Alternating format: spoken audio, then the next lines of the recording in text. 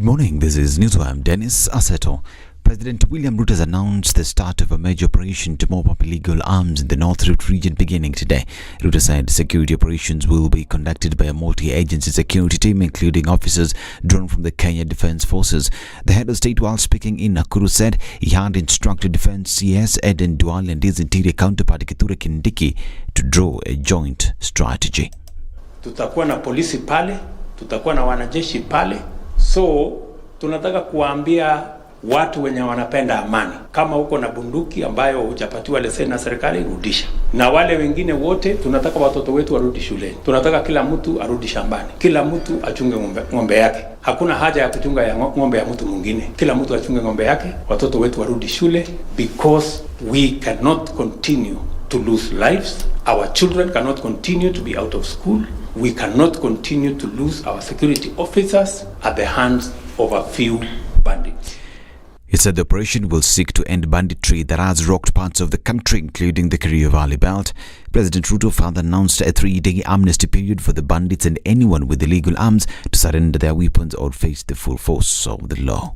Watu wengi wamepoteza mifugo yao, wamepoteza maisha yao. Nimeambia waziri wa defense, nimeambia waziri wa internal security waketi chini. Hiyo area yote ambaye tuko naye na matatizo, tumesema everybody mwenye ako na bunduki ambayo sio halali, ambayo hajapatiwa na serikali, they must surrender in 3 days. Kwa sababu wale watu wamekuwa wajeuri, wamekuwa na kiburi mingi. We are moving into that area and we will not leave that area until every illegal gun has been returned, until all children have gone to school, until we have stopped this menace. And Defence Cabinet Secretary Eden Duale in a Gazette notice gave notice that the KDF shall be deployed in support of the National Police Service in response to the security emergency in Turkana, West Pokot, Elgeyo Marakwet, Baringo, Laikipia and Samburu counties caused by rampant incidents of banditry. The deployment came barely a few hours after Interior Cabinet Secretary Kithure Kindiki declared the security situation currently prevailing in the region as a national emergency. Kindiki revealed that during the last 6 months, 100 civilians and 16 police officers have been brutally murdered by marauding bandits and livestock rustling terrorists. In the light of the above, the government ordered all persons across the country holding illegal firearms and ammunition to surrender them immediately and unconditionally within 3 days or face the full force of the law. Now, President William Ruto says is focused on reorganizing the economy amidst the warning that the government might fail to implement its manifesto due to a cash crisis. The head of state, who appeared to differ with the parliamentary budget report that warned against measures to cut government spending, mentioned that the regime will focus on cutting the debt appetite. President Ruto pointed out that his administration was slated to borrow 1.2 trillion shillings to implement its manifesto, but through austerity measures, they have rewarded to 830 billion shillings.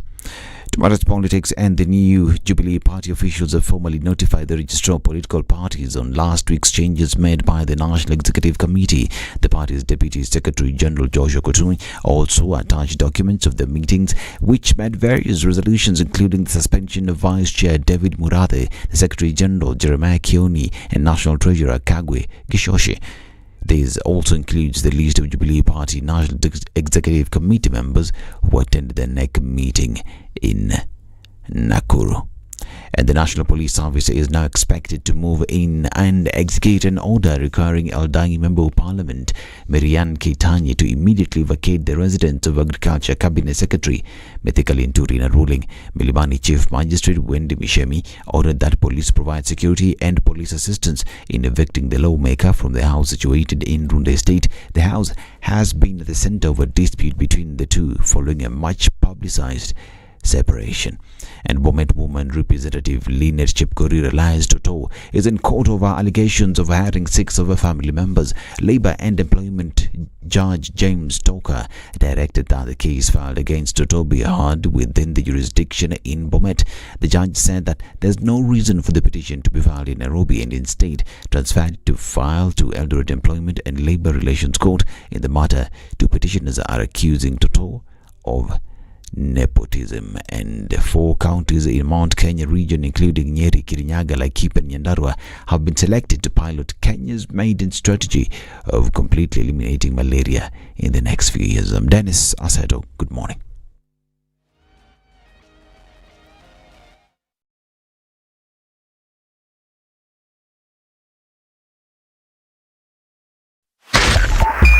.5 Spice FM, Kisumu. The following takes place from 6 a.m. to 10 a.m. every weekday on Spice FM. Congratulations. You've seen the hand of the Lord. Thank you very much. I've earned another title today this morning at Spice FM. Mama Justice, I don't mind it. Joy. I must have missed it. So did I. Even if somebody was to render you irrelevant, there is still work you can do. Okay, sawa. I deserve to keep you accountable. You deserve to give me a report. You don't work for me. No, I don't work for you. You work for me. Do you like that Freudian slip? Lovely, isn't it? Thank you very much. The Situation Room, Kenya's biggest conversation. Forgiveness is always conditional. Even before God, there's nothing like unconditional forgiveness. Government doesn't pay you pension until you retire. In fact, they have no money for you. The day you retire, they look for it. This country is punishing many young people. These young people are more susceptible to be deceived, to be taken advantage of, and they're more susceptible to be bought off. Let us also talk about where we want our country to go. You know, we are a population of very young people. We're in a state of capture. The judiciary is under duress. Parliament is in the pocket of the executive. You don't sit and wait for the regime to topple itself. It will never do so. By the way, let me tell you, these guys are so persuasive. I'm telling you, they can persuade you to sell your grandmother. I'm telling you, they can sell sand in the desert. Say, has anybody on this program said to you as a guest, say, oh, shut up, we don't want to be told what to do? Have you ever that kind of... Has anybody been I will not listen. A bit of advice. Because you're working on the premise that we should all pay heed to these proverbs. It's a very suspect notion. This is the Situation Room. It's Tuesday. Good morning. And how are you doing today? What's happening on these Nairobi streets? Not much. It looks like traffic will build up in a while, but for now, looks like Tuesday morning is panning out to be A-OK. It's building up a little bit here and there on Jogo Road, and we'll see a little bit of that. Just after the Nyeri Stadium roundabout on Aerodrome, it's connecting towards folks who are going towards Upper Hill, and then those going out into the city. Gong Road, in and outbound traffic has started to build up a little bit here and there. The Thika Superhighway looks good. Just at the Pangani underpass, we see a little bit of traffic. We're not seeing anything coming off of that Holy Moo Road area. Coming out of Westlands looks pretty good. Coming off Waiyaki Way. Let's take a look at the Eastern Bypass. Looks good. Mihango, and then moving forward, not too much of an issue. All right, let's see what Tuesday looks like. SpiceFM KE on Twitter. Talk to us there, and let's keep things moving today.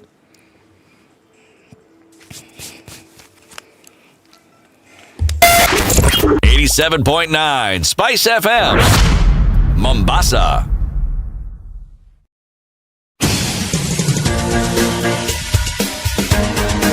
This is the Situation Room, the home of hard-hitting political commentary and penetrating insights about the state of the nation. This is a talk radio experience like no other. The Situation Room, a place for hard truths, debates, and elevated conversations. The Situation Room, witty, political, engaging, deep, controversial. In the room, we have C.T. Muga, researcher, academic, seasoned political observer, a fountain of wisdom in these politically uncertain times. Ndu Oko, Nigerian by birth, Kenyan by choice, communications expert, Pan-Africanist, a truth seeker and believer in people power, and Eric Latin, agent provocateur, the man in the chair, seasoned journalist, news hound, a man who believes in punching up, not down. This is the Situation Room. The only morning, and how are you doing? Welcome to Tuesday. Welcome to the Situation Room. Ndu? Yes. Otherwise? Alert. Good, bwana. Sindio. It's good to see you. Good to see you too. How's your Tuesday? How was your Monday? It was yesterday was Monday. They're fine. Yeah, my Monday was fine. Yeah, it's a busy days, man. Aye. Crazy. Sasa yani mtu hawezi tu pata a free pass in life. As in ukae tu pesa ingie bila kufanya anything. Yeah. Nimekuelewa. This is nonsense, bana. This is not what I signed up for. When you were signing the contract of life, this is not what you expected. It's not it, man. I expected by you know those things when you are a teenager and then you're going through college and you're planning and you're saying, by 35, by 40. I will not be working for anybody. You're going to buy 45, by 50. Hiya. Hey. What? Yeesh, man. Si poa, bwana. Si poa. This is not it. It should have been better. Give thanks to the Lord for His good. His love endures forever. That's true, though. That's true. In the grand scheme of things. But it took okay. Yeah. Now you thank God because yes. You somehow, even doing what you're doing is a blessing. True. Yeah, it is a blessing. It's a good thing to do. Do you see Timuga ametoka from Greet the People tour? Timuga mengia? Amejaja ukumbini.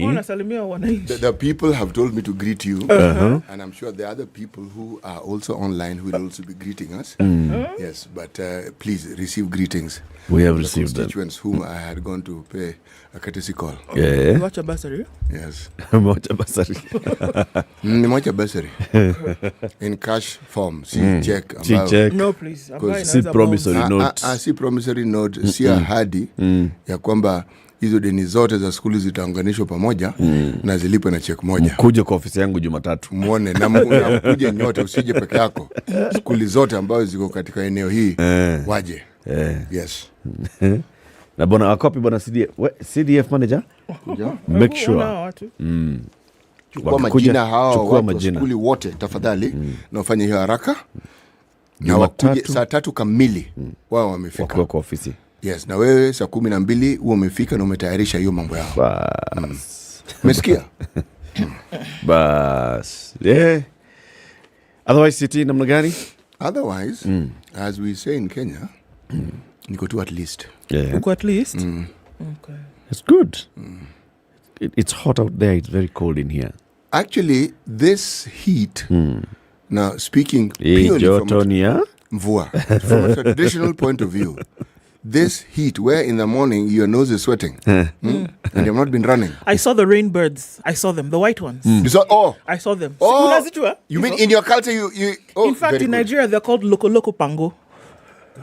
Loko pango. Which of those words is rain? Pango is rain. Or loko is a bird. Okay, in the dialect of that, loko is rain. So it's rain. So the bird is calling the rain. Rain, come. Pango. Loko pango. So that white bird is coming. They're saying they're running away from the heavy clouds from somewhere. So as they come, the rain is following them. I saw them yesterday. It's a thing. No, it's a thing. And by the way, the Met Department would be advised to have somebody who's on the lookout for those birds. They tend to be a little more accurate than some of these Met guys with their big machines. So those machines are subject to whims. They tell you, then the wind changes. Now, when that change is called climate change. And they don't know. Okay. So in all, it's going to rain. It's going to rain. It is. And it's not going to rain light. It'll be proper nice. It's going to rain heavy. Okay. Man, let it rain where the rain is needed. Most. Hiya. Let me tell you what we'll be discussing today. Today is prayer day. Yes. It's National Day of Prayer. And the president is hosting a prayer, what do you call it? Rally, service, sermon, session. Together. Prayer. He's hosting prayers at Nyayo Stadium today. And we've been seeing the moves that he's been making. One of Members of his UDA brigade, Martha Wangari, is a member of parliament for Gilgil constituency. She'll be joining us at 7 a.m. Let's talk about what's happening in the country. Okay. Is the Kenya Kwanza administration focused on the things that really matter to the people? Will UDA's numbers in parliament translate to a transformative legislative agenda for the country, or will it not? She'll be here at 7 a.m. to talk to us about that. She is a third-time member of parliament. Nominated once, elected twice. At 8 o'clock, we want to talk about improving hypertension control in rural sub-Saharan Africa. Okay. Specific to rural sub-Saharan Africa, not urban sub-Saharan. We'll be joined by Dr. Anthony Etiang, who's the head of epidemiology and demography at the Kemri Wellcome Trust Research Program. He'll be with us at 8 o'clock for that conversation. Keep it here for that and more. Tell us about COVID. Okay, so let's look at global numbers. We're looking at 677 million still. We've risen by about 500,000 cases since yesterday. Seems actually pretty high for what the world is talking about in terms of having said goodbye. But COVID is still front and center because guess what? The Queen Consort, Camilla, has done what? Has tested positive for COVID-19. Okay. It took her a minute, but yeah, she got it.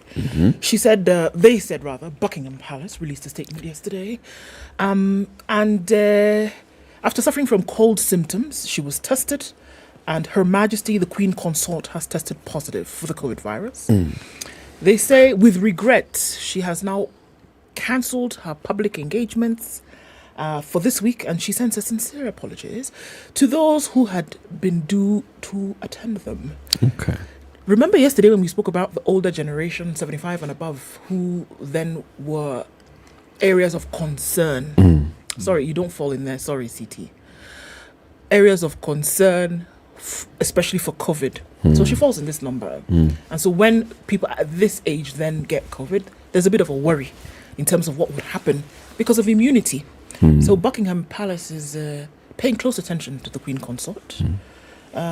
Initially, they thought it was a seasonal illness, but after confirmation that it is indeed COVID-19, they're at her beck and call a little bit more than they normally would be. Okay. There's a question being asked. What's the secret of people who never catch COVID? You, me, the other. Are they immune even after whatever? Hundreds of millions of cases of COVID have been coming in around the globe.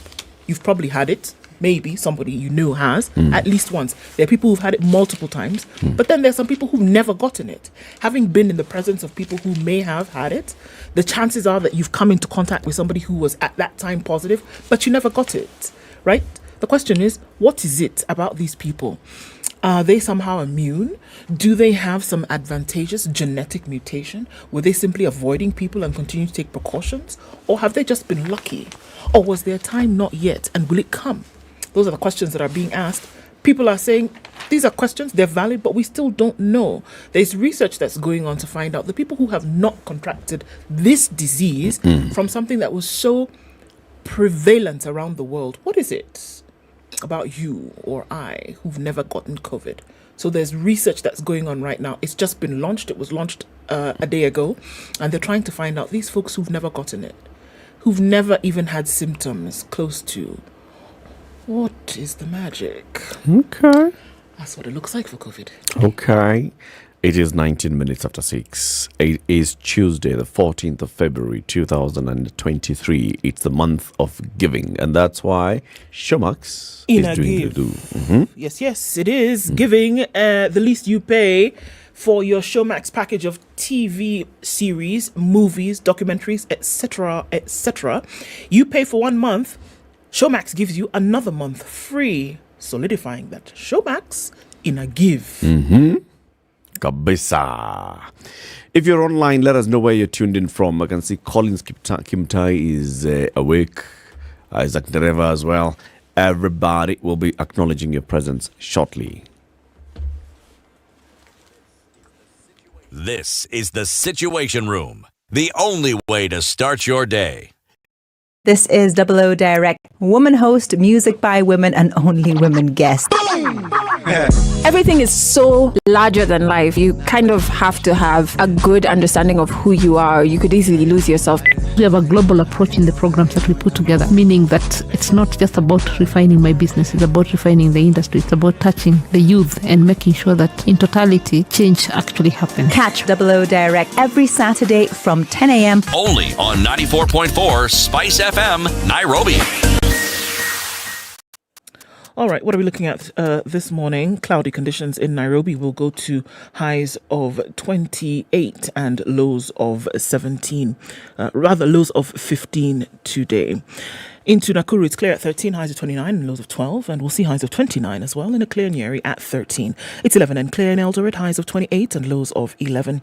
Partly cloudy conditions at 25 in Mombasa, highs of 32, and we'll see highs of 31 in a cloudy Malindi at 26. It's 19 and clear in Kisumu, highs of 33, and we'll see highs of 32 in a clear Kakamega at 16.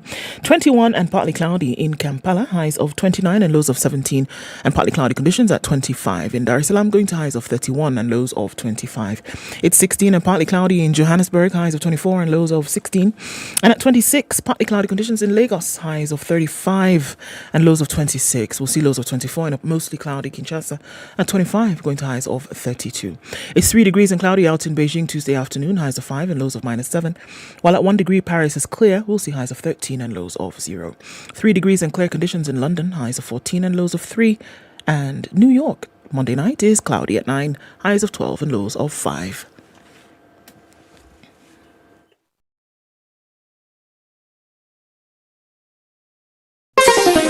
Chilled Spice.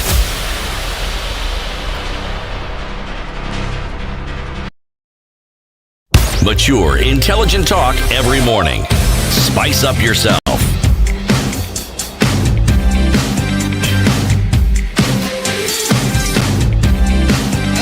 Mornings done right. 2 minutes after 94. Let us know who's awake and who's online. Lawrence Masharia says, good morning, Ndu Eric and Mzee wa Hekima. Muga. What's Hekima? Wisdom. Hello. Your number one listener every morning from 6 a.m. from Umoja Kangunda Road says, sober morning show on radio. Great work, Asante Sana. Thank you for being here this morning. Don Sabwa says, welcome back, CT. Thanks a lot. Kesho, which is today, we pray for the rain. It's obvious the rainy season is here. Hey, the stratocumulus clouds are all over. What are you? Stratocumulus. So those ones? These are. They are accumulating. They have stratosmotlaf. Uko. So mvua inakuja.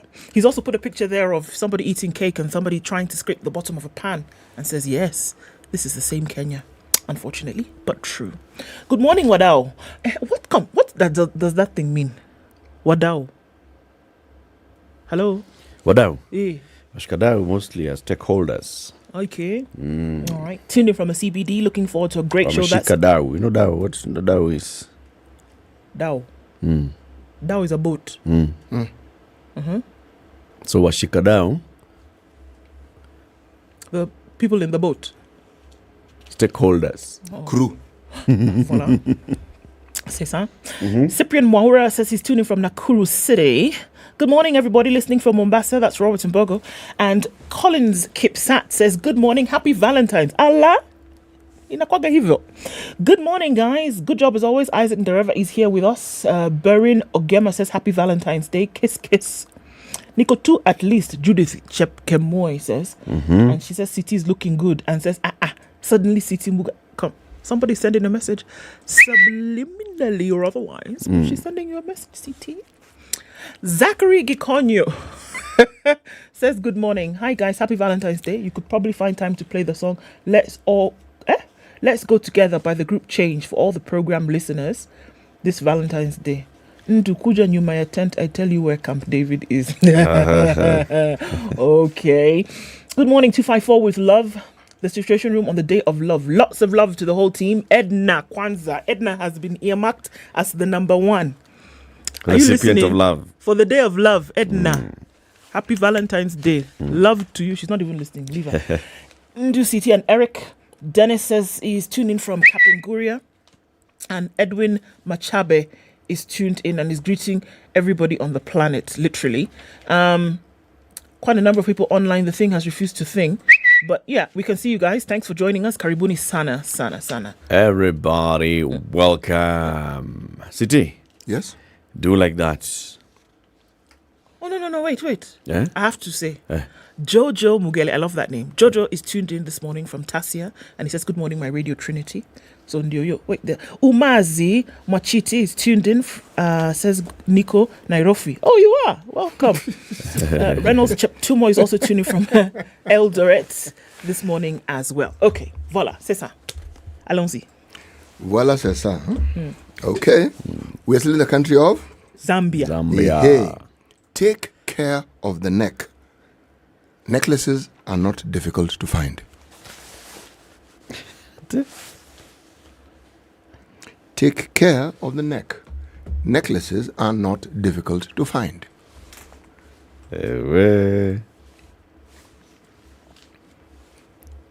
Necklaces are not difficult to find. Mm-hmm. Neck, on the other hand. Hard to find another one. It's irreplaceable. Doesn't come with spare. So you can change. Just put another one. Okay. Let's look at the headlines. What's on the front pages? All right, front page of the Standard this morning. Prayers versus barazas as experts warn of economic turmoil. There's a picture of a young boy trying to drink water out of a tap there on the front page. The country has slid back into the campaign period, unfortunately, with rallies in the name of prayer meetings and public barazas. But Parliamentary Budget Office economists say there is a need to rethink the financial model adopted if money is to get into people's pockets or businesses return to profitability. So there's a warning signal there. We'll look at that story. Ruto deploys army to take on rift bandits. KDF to be stepping in now and say, look here, we're not taking this nonsense anymore. So he's quite, the word I'm looking for is deliberate, yes, on this particular one. Night of long knives, Jubilee to axe errant MPs. The purge has been called on members cozying up to government. Jubilee insists its commitment is to the opposition and any contrary statement must be sanctioned. Okay. They're committed to the opposition. Yes. Okay, so all those things. As lovers honor each other today, friends too can fet their pals. So. Okay.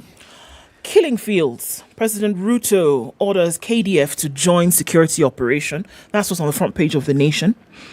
Uhuru caught up in fierce fight for the Jubilee Party. That's it. It's the anniversary of Ouko's death. His family is said to be retreating as hopes of finding his killers fade. That's also carried in The Nation today. An interesting one. My heart cries out because still we seem not to have gotten things in order. It's a race against time to deliver textbooks to junior secondary learners. Still don't have textbooks. We're in week 2. Like that? Yeah, we're in week 2 of school. They got back to school last week on Monday. Still to deliver textbooks. They said the race is on. I don't know who they're racing against. I guess it's time. Yeah. Right. Must be time. Can only be time. On the back page of The Nation, Ruto drops over 3,000 kilometers of Uhuru roads. He has dropped them. Drop them where now? He has dropped the roads. Yeah. Okay. I'll tell you that story when you're ready. Okay. Yeah.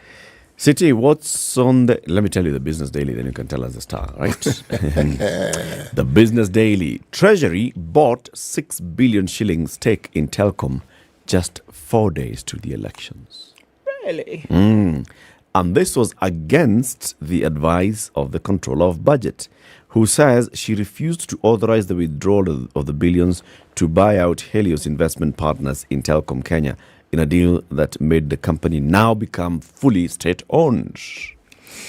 The Treasury withdrew that cash on the 5th of August 2022 and paid Jamhuri Holdings, which is a Mauritius-based subsidiary of Helios, in a transaction that was just like that. That's one headline. The other headline, Forex reserves dip to 10-year low amid debt repayments.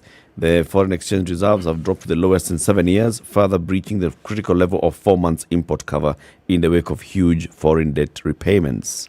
The other smaller headlines in the ticker, Judge dismisses city tycoon's case in family business dispute. That's the tycoon Mohan Galot, who's seeking to stop his prosecution in the fight over shareholding and directorship of the family's multi-billion shilling companies.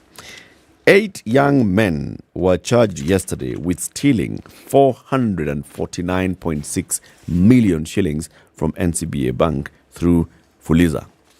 They Fuliza'd close to $500 million bob, allegedly. So they were charged in court yesterday. Yeah, City?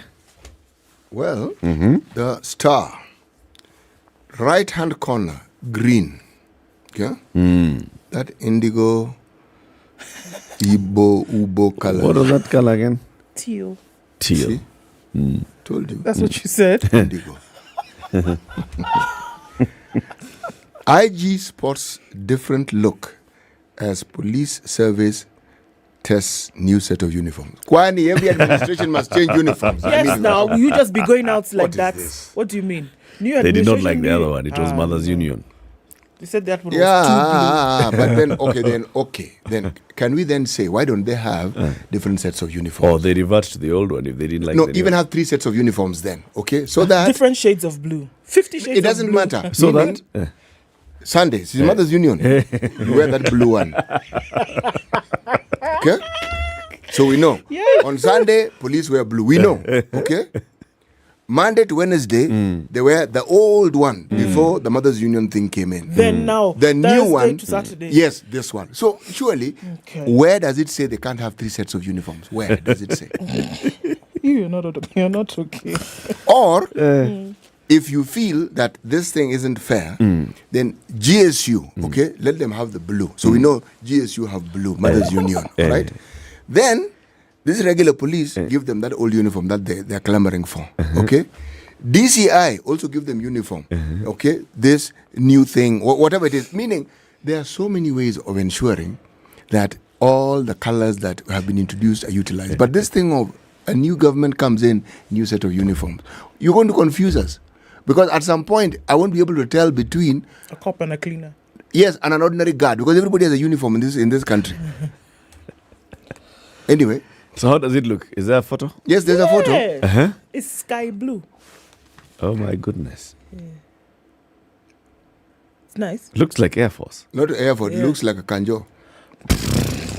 Okay. Why? No, but in all honesty, it is the council. Which kanjo of Mombasa? Yeah, the ones used to wear these white things. The kanjo of Mombasa. Is it white? But on the other hand, if you go to Uganda, there's a branch of the police who also wear white. Yes, it's true. It's very true. But that's not white, City. This one is baby blue, City. Let me just explain something to you. If it looks like white, it is white. Okay? No, it's about the picture has reduced the pixel. Let me just repeat what I've just said. Okay. Now, headline again. Panic mode. Former president viewed as a uniting factor that could see Azimio stick together. This is, of course, assuming that Azimio are not sticking together. Yeah. Okay. Headline, jitters in Ruto camp. Jitters indeed. How do they know this? As Uhuru Raila team up. At what point had they split? I thought Azimio... They've always been together. Yes.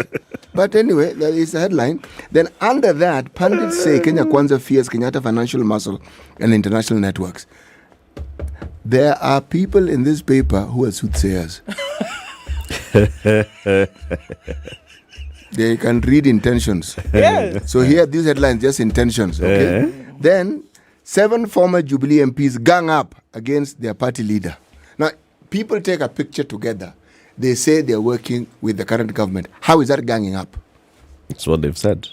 What did they say? I don't know what they said. I'm seeing a picture of some people who are looking happy and they're at Serena. This Serena, during the election, there were some 4 people who were also in this same place. Now, they were not looking happy. No. But anyway. This Serena brings up... I'm going to go to Serena Let's take a break. and see whether I feel happy or... 26 minutes to 7. Let's see what's happening on the roads. This is the Situation Room, the only way to start your day. If you go out of this country and come back the same person, then you have a problem. Buy land, 1 million. Put it there for 5 years. What's the purpose? It'll have increased in value. No, that's the thing. That's darkness. That's an eclipse. You don't do that. I hope you don't believe that a hustler is a poor person or that all hustlers are poor. I've seen that conversation. Tell us, who is a hustler? So who's a hustler? Hustler is a person who is making a living through hard work. Corruption in Kenya is a political accusation. The people who are actually corrupt are not pointed fingers at. Kenya is not free. Kenya imeshikwa na mateka. It's under siege. Have you seen that lodge on Nyeri Road? Very high fence. You can't even Windows sleep inside. up near the ceiling. Yes. And if you walk that midnight, you see bats the size of cows. And when it rains, it doesn't rain on that building. Yes. When you're at All Saints and it's raining, it doesn't rain on that building. The things people will believe. The Situation Room, Kenya's biggest conversation. Some magic has happened on the Thika Superhighway, and then we have traffic, and it's bumper to bumper all the way past Utali. It's coming in from the junction of Outer Ring, actually way beyond that, and we have another day of crazy traffic on the Thika Superhighway. How that happens in less than 20 minutes is shocking, but okay. On Limuru Road also, past KTTC, also pretty busy. We're looking at United Nations Avenue, busy as well. Coming in through Limuru Road, past the Village Market as well. There's some traffic there coming out from Ruaka. All right, on Wayaki Way, we're looking at some traffic as well. It's spilling over from James Gishuru. We're going to see that going into the city. Let's take a look at what's going on Uhuru Highway as you approach the Nyayo Stadium roundabout. There's some traffic there. We're also looking at it heavy coming off Jogo Road. It looks like Tuesday is going to be a busy one. Let's look at the Eastern Bypass. Not too bad there. As you get to the AP Training College Junction, there will be some traffic. It's in and outbound, but again, it's a normal occurrence for this time of day. Let's keep an eye on things and let us know what's going on where you are this morning. SpiceFM KE on Twitter.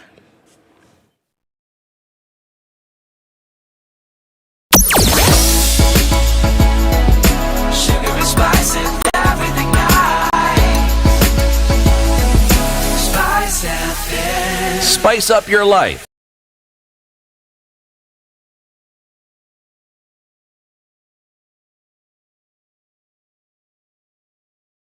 Mature, intelligent talk every morning. Spice up yourself.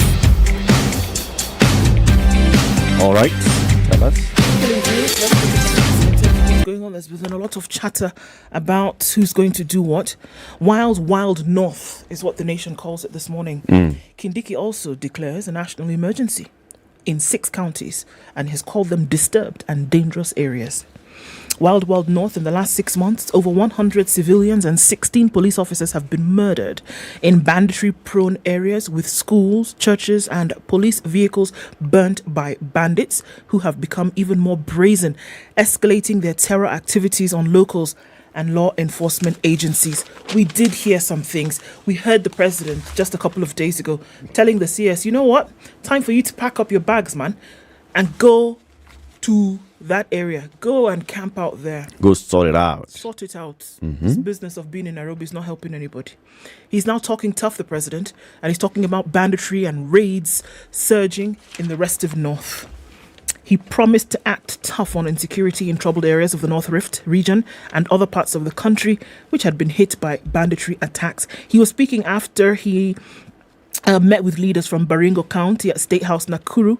The head of state offered the KDF to conduct a joint security operation with the police in all banditry-prone areas starting today to combat lawlessness. It has hampered education and development and caused tensions among communities. He said it is enough. He also gave a 3-day amnesty for the surrender of firearms in the region. Says, okay, we'll give you 3 days. Bring them. So that we don't have to do what? We don't have to come. We don't have to come for them. Because if you don't bring them, we will come for you.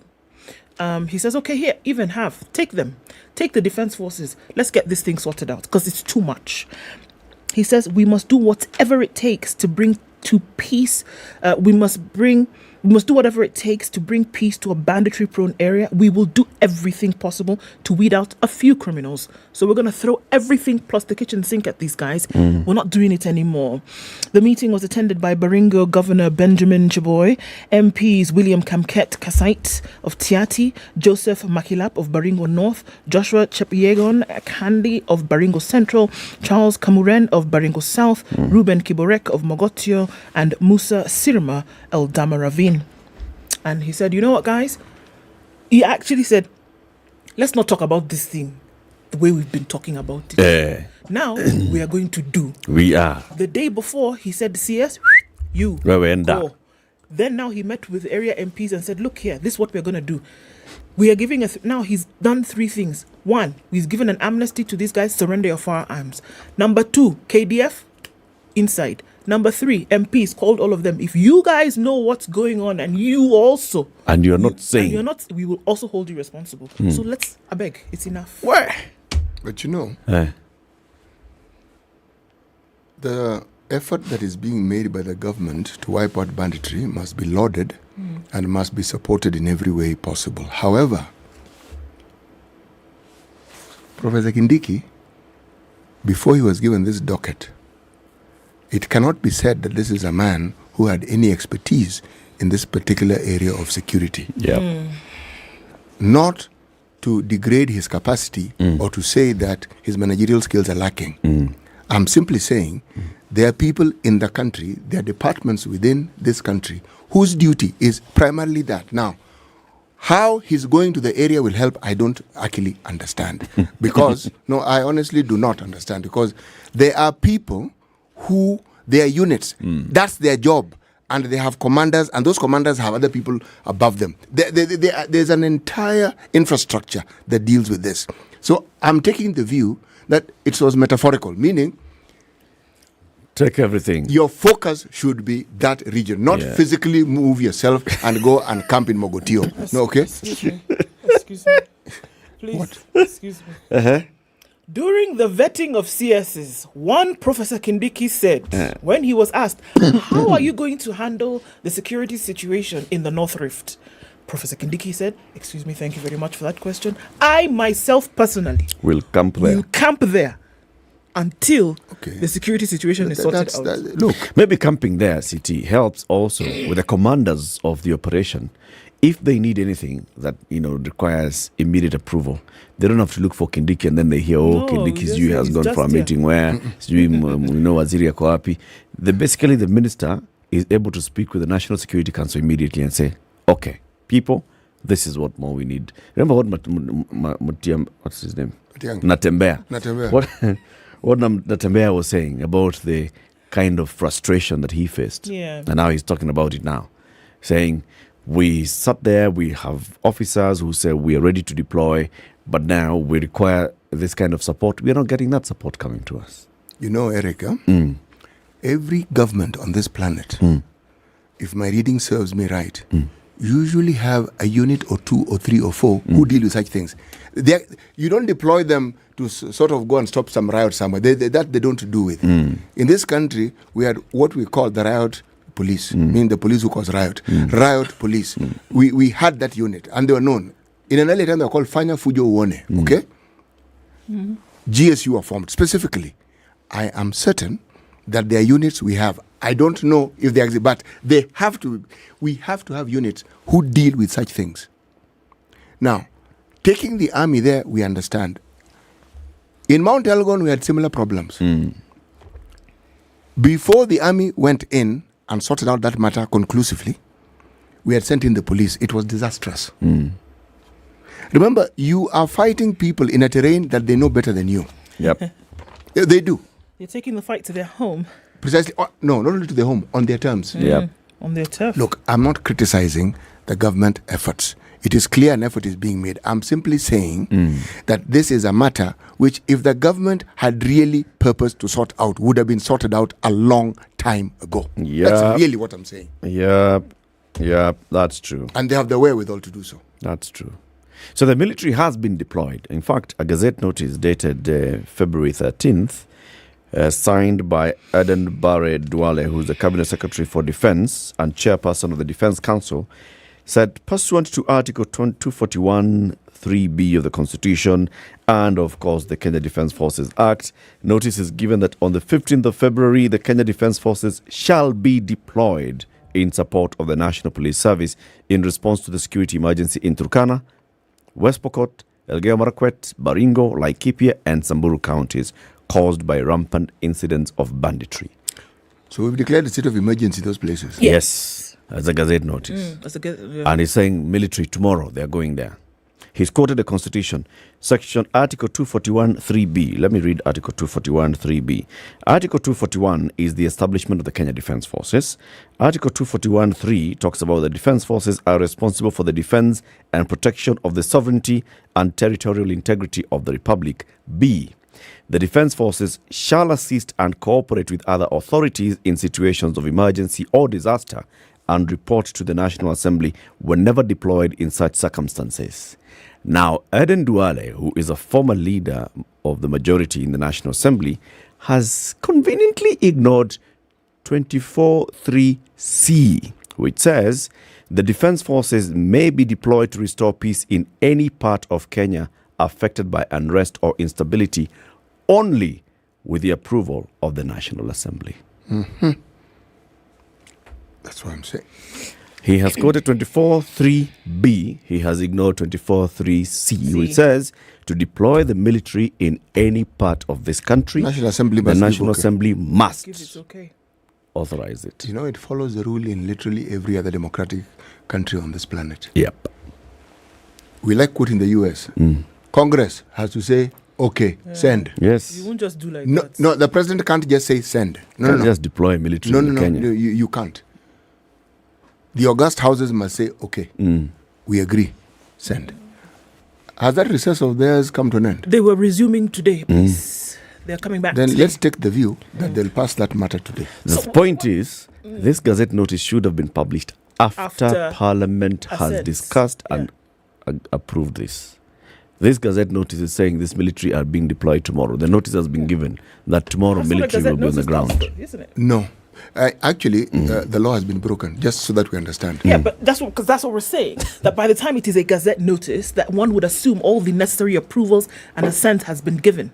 That's why you then gazette it, because then it gives it life. Is this not what the Office of the Attorney General should do? Advise the government on some of these legal processes? It so happens, gentlemen and lady, that the Attorney General is the former two-term Speaker of the National Assembly. Yes. If anybody would know this. The minister who's signing this is a former leader of the majority in the National Assembly. So they know. These are not people who don't know. They don't not know. We can't excuse them. No, you cannot. For nothing. You can't. So the question is why on you can excuse Kindiki because he might have no idea about he is a law professor. So even him, no excuse. But here we are, really dabbling with an illegality. My friend, strange thing this, huh? But that having been said, the outcome that has now been set in motion will be interesting to observe. Isn't it? The thing is, yes, anybody can go to court and say, no, stop. Excuse me, stop it. And they will have grounds. Stop the deployment. This one is, as lawyers normally say, the law is clear when it really is muddled. In this case, it's actually quite clear. Very clear. Right. Right. Tell us another story, City. There are many stories, my friend. This one, there are so many. Let me just leave the nation aside. Looking at one brother Kindiki and in his battle fatigues. Looks very good though. Okay. Let me look at the star, shall I? Okay. Nairobi doctors go on strike after NHIF cover withdrawn. Why now? Okay. Medics say they have been working without insurance for 8 months. Oh, their own personal insurance. Why? Well, doctors working in Nairobi have demanded for immediate renewal of their National Health Insurance Fund comprehensive cover by the county government. On Monday, the medics abandoned work and marched to Governor Johnson Sakaja's office at City Hall seeking his audience. The protest blocked streets around City Hall to a standstill between 10 a.m. and 1:30 as the medics circled Sakaja's office. The Nairobi health workers claim they've been working for 8 months since July 2022 without comprehensive medical cover insurance. You know, let me explain to you why I chose this story. I sometimes look at what's happening in the country and I look at the onerous task that this particular government has. Some of these things are not of their making. If the county government has not renewed an insurance cover, that is a showry that the county government should handle. Yeah. But what is it that brings about a situation now doctors have to go on strike? A doctor's strike adds disaster upon the disaster that we already have in the country, whether it's drought related, whether it's inflation related. The moment doctors go on strike, you have a really serious problem. Yeah, unfortunately, by the time could this not have been forestalled? It could have been. NHIF belongs to government, or did I miss something somewhere along the line? No, you're all right. Okay. Now, county government is also government. Are you telling me a conversation could not have been had so that this thing is sorted out? Isn't it what leads to strike, though? That there's a breakdown in communication. Somebody has asked for something, it hasn't happened. There's communication that has gone forward. There's no feedback on that communication. By the time somebody's getting to strike level, that, things have gone really gone awry. It's not that we ask you today and you don't talk to us and then we go on strike tomorrow. You see, I'm not talking about even the doctors going on strike per se. I'm talking about government talking to NHIF. And it's very possible for government to talk to NHIF. That's why I ask. It's a government institution. Can you just say, folks, this is the situation? Can you not? Let me tell you guys something. This NHIF story works, so it can. They can actually put it together. It does. It works NHIF really well. could work. What I'm just worried about is the number of times you're trying to reform this NHIF. Even before. What for? We reformed NHIF, we're reforming NHIF again. Well, it could be, now we're trying to get things aligned and streamlined. Before they were not aligned. And NHIF has been working. There had been these loopholes. We're not making it better to work for everybody. So now if we actually just add one or two, tinker with one or two things, increase the number of, the amount being contributed, increase the offering, blah, blah, blah, it could be better. But then... just clear your throat, jump and pass. Let me tell you this story, Bwana. This story is very interesting. You remember, Telkom Kenya was once Kenya Post and Telecommunications. Yes. Then it was broken into Safaricom and Telkom. No. Safaricom, Telkom, and Posta. Yes. 3 things. Telkom, at some point, was then given a license to operate as a mobile operator. At some point, a private equity firm based in the UK called Helios came and bought shares of Telkom from the French guys Orange. Okay. Those ones. Now, Helios, at some point last year, decided, we are done with this thing. So they had a conversation with the government and they decided they want to offload their 60% stake in Telkom Kenya. 40% was owned by government. So government said, it's okay, just bring back our 60%. Helios said, give us 6 billion shillings. Government said, okay. Government went to Treasury and told Treasury, withdraw money. Treasury said, we need to ask control of budget. Treasury government was all, ask what? Dr. Margaret Nyakango, she's busy, Bana. You just remove the money. Now, Dr. Margaret Nyakango has told Parliament's Budget and Appropriations Committee that I rejected some of the withdrawal, including the 6 billion shillings that was funding to cater for the exit of Helios investments in Telkom Kenya. And this was in writing. Article 223 of the Constitution allows the Treasury to spend on emergencies without the approval of Parliament. However, the law demands that the Treasury table a mini-budget 2 months after withdrawing funds from the consolidated fund without the approval of MPs. Not only that Helios story, the Treasury also spent another 16 billion shillings without the approval of Parliament in the weeks leading up to the inauguration of President William Ruto. It disbursed 810 million shillings to State House, 2 billion shillings for building the military research hospital, 4.5 billion shillings for the discontinued maize flour subsidy, another 9.45 billion shillings was allocated for road construction. Dr. Nyakango says the Treasury's increased triggers of Article 223 undermines the legal requirement for public participation in the budget-making process. Basically, what the control of budget is saying, These guys did not come through me, and they did not come through you, Parliament, because they should have done that. They went ahead and withdrew billions of shillings without the necessary approvals. Seems to have been a lot of this breaking of the law just because, Just, just because we are the guys at the top, we can do whatever we want. No, Yes. there's procedure, Yes. there's law, there's constitution, there's how these things must go, there's operations. But it's though, well, we're here, so let's just, we can do it. Gazette notice here, withdrawal of billions here. Why not? You've actually said it. We are in charge. So procedure is being followed. You see, you have tabled 3 different arguments, sets of discussions. We are at the helm. Okay? Discussion 1. Discussion 2. What does that mean? We can do what we like. Yes. Number 3. What we then do is what forms procedure. Okay? That becomes the modus Yes. So operandi. where is your problem exactly?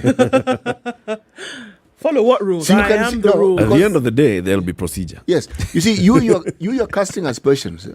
But can you see what's being done? Can you just follow? Can you see what's being done? Why are you focusing so much on this nitty-gritty of Yes. process? Can't you focus on the good being done? Yes, money is needed. This law is meant to serve the people, not the people to serve the law. Please understand. Sorry, please. And the action that has been taken is intended to benefit people. You need to get that a little bit. I'm sorry. But okay, but since And it's an sometimes issue, these things, they delay Yeah. the actual benefit to the Yes. people. So since you are stuck on this issue of the law, we'll regularize it. But meanwhile, let's sort out the problem. Let's just sort out the issue. But then we'll regularize this thing. It's the in same due course. thing. The people of West Pokot, of Baringo, of Laikipia, of Elgeyo Marakwet, of Turkana need peace today. Now this thing of telling us, Parliament, tell Parliament, It's the same way delaying. you put debt ceiling. What debt ceiling? Put the thing. We'll talk about it later. We'll deal with it, Bana.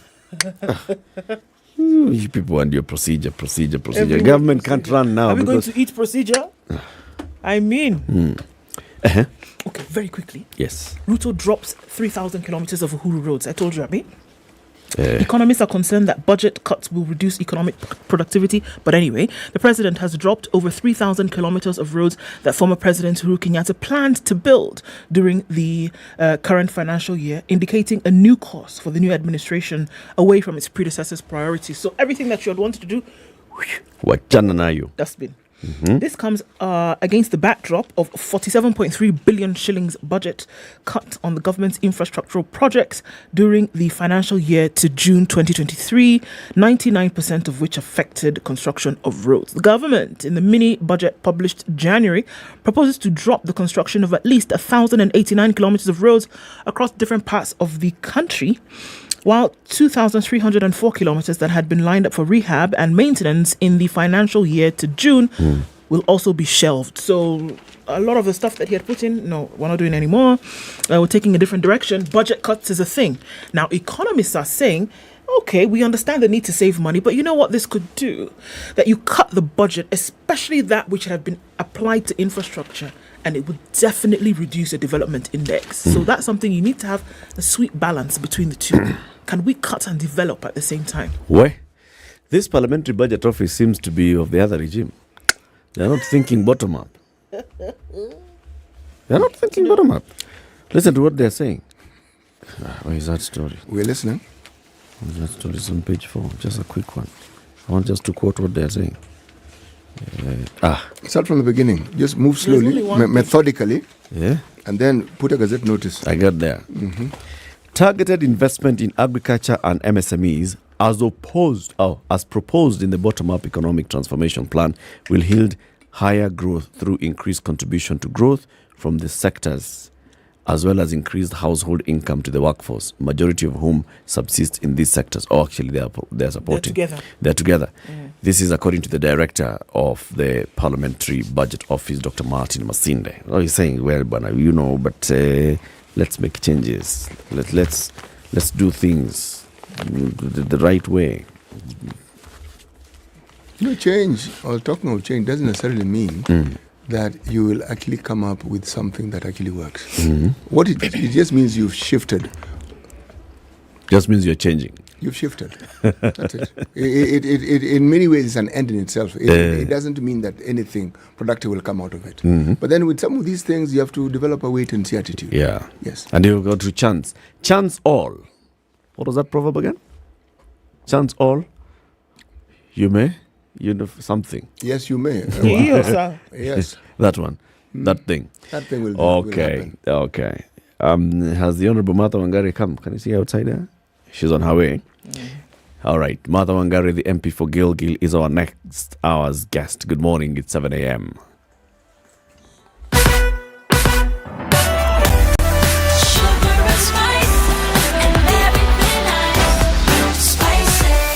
Spice up your life.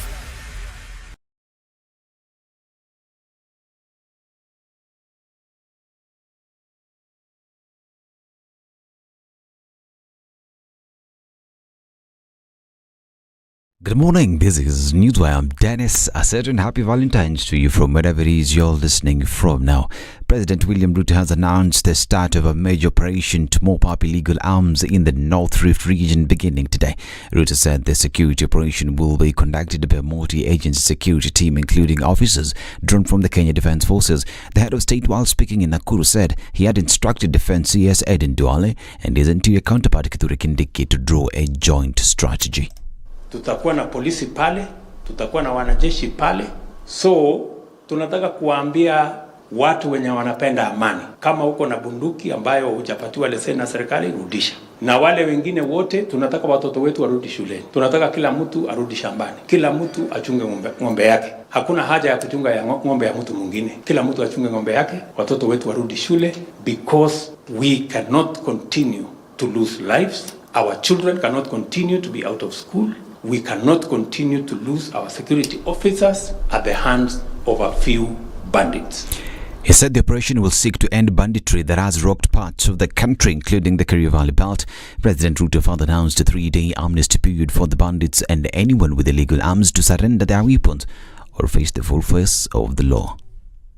Watu wengi wamepoteza mifugo yao, wamepoteza maisha yao. Nimeambia waziri wa defense, nimeambia waziri wa internal security waketi chini. Hiyo area yote ambaye tuko naye na matatizo, tumesema everybody mwenye ako na bunduki ambayo sio halali, ambayo hajapatiwa na serikali, they must surrender in 3 days. Kwa sababu wale watu wamekuwa wajeuri, wamekuwa na kiburi mingi. We are moving into that area and we will not leave that area until every illegal gun has been returned, until all children have gone to school, until we have stopped this menace.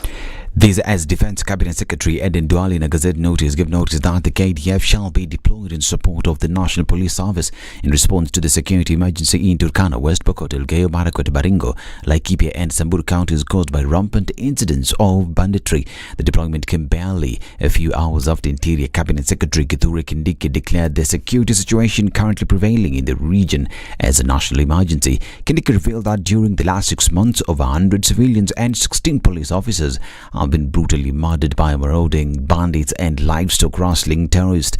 In light of the above, the government ordered all persons across the country holding illegal firearms and ammunition to surrender them immediately and unconditionally within 3 days or face the full force of the law. Now, President William Ruto says he is focused on reorganizing the economy amidst the warnings that the government might fail to implement its manifesto due to a cash crisis. The head of state appeared to differ with the parliamentary budget report that warned against measures to cut government spending, mentioned that the regime will focus on cutting the debt appetite. President Ruto pointed out that his administration was slated to borrow 1.2 trillion shillings to implement its manifesto, but through austerity measures, they have rewired it to 830 billion shillings. Tomorrow's politics and the New Jubilee Party officials have formally notified the registrar of political parties on last week's changes made by the National Executive Committee. The party's Deputy Secretary General Joshua Kutun also attached documents of their meetings, which made various resolutions, including a suspension of Vice Chair David Murade, the Secretary General Jeremiah Kioni, and National Treasurer Kagwe Gishoshi. This also includes the list of the Jubilee Party National Executive Committee members who attended the NEC meeting held in Nakuru.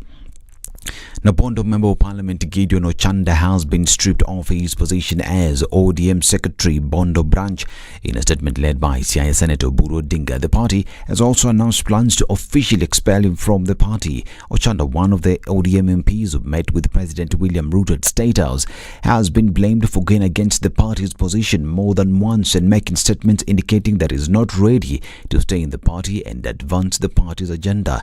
Ochanda has once made a statement opposing the agenda being pushed by Raila Odinga's Azimio party. The conduct of our Member of Parliament has been unbecoming in the last few weeks. First, he made a statement which was clearly attacking the party and party policies, and stating that he thinks the line the party is taking is illegal. And they are ways of democracy. They are ways of expressing opinion. The opinion of the Member of Parliament is not suppressed or oppressed. This is Newswire. Dennis Asada. Good morning.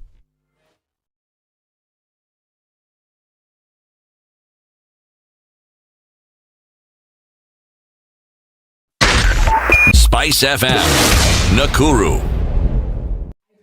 Okay, so there's traffic on the Thika Superhighway. It's hot and heavy coming into the city. It's also very, very messy on Kiambu Road right now into the city, bumper to bumper, all the way past DCI. We're coming in then from North Park side, very heavy traffic. Also looking at Limuru Road, it's starting to build up as well. As you're coming out of Westlands, there's traffic on James Gishuru. It's joining with Wayaki Way. There's also Ring Road Westlands. That's already a whole other kettle of fish. We're looking at Ngara coming in from the Thika Superhighway, Muranga Road, all of that, it's doing the thing. Landis Road is busy today. It's coming off Jogo Road. And we're also looking at coming off of Outer Ring, joining with Jogo Road. Very heavy traffic. We started traffic hour early this morning, and it looks like it's going to be a busy Tuesday. All roads lead to Nyayo Stadium this morning, so you want to watch out for that. You might want to think about using an alternate route if you're getting into the city from 10. SpiceFM KE on Twitter. Let's talk there.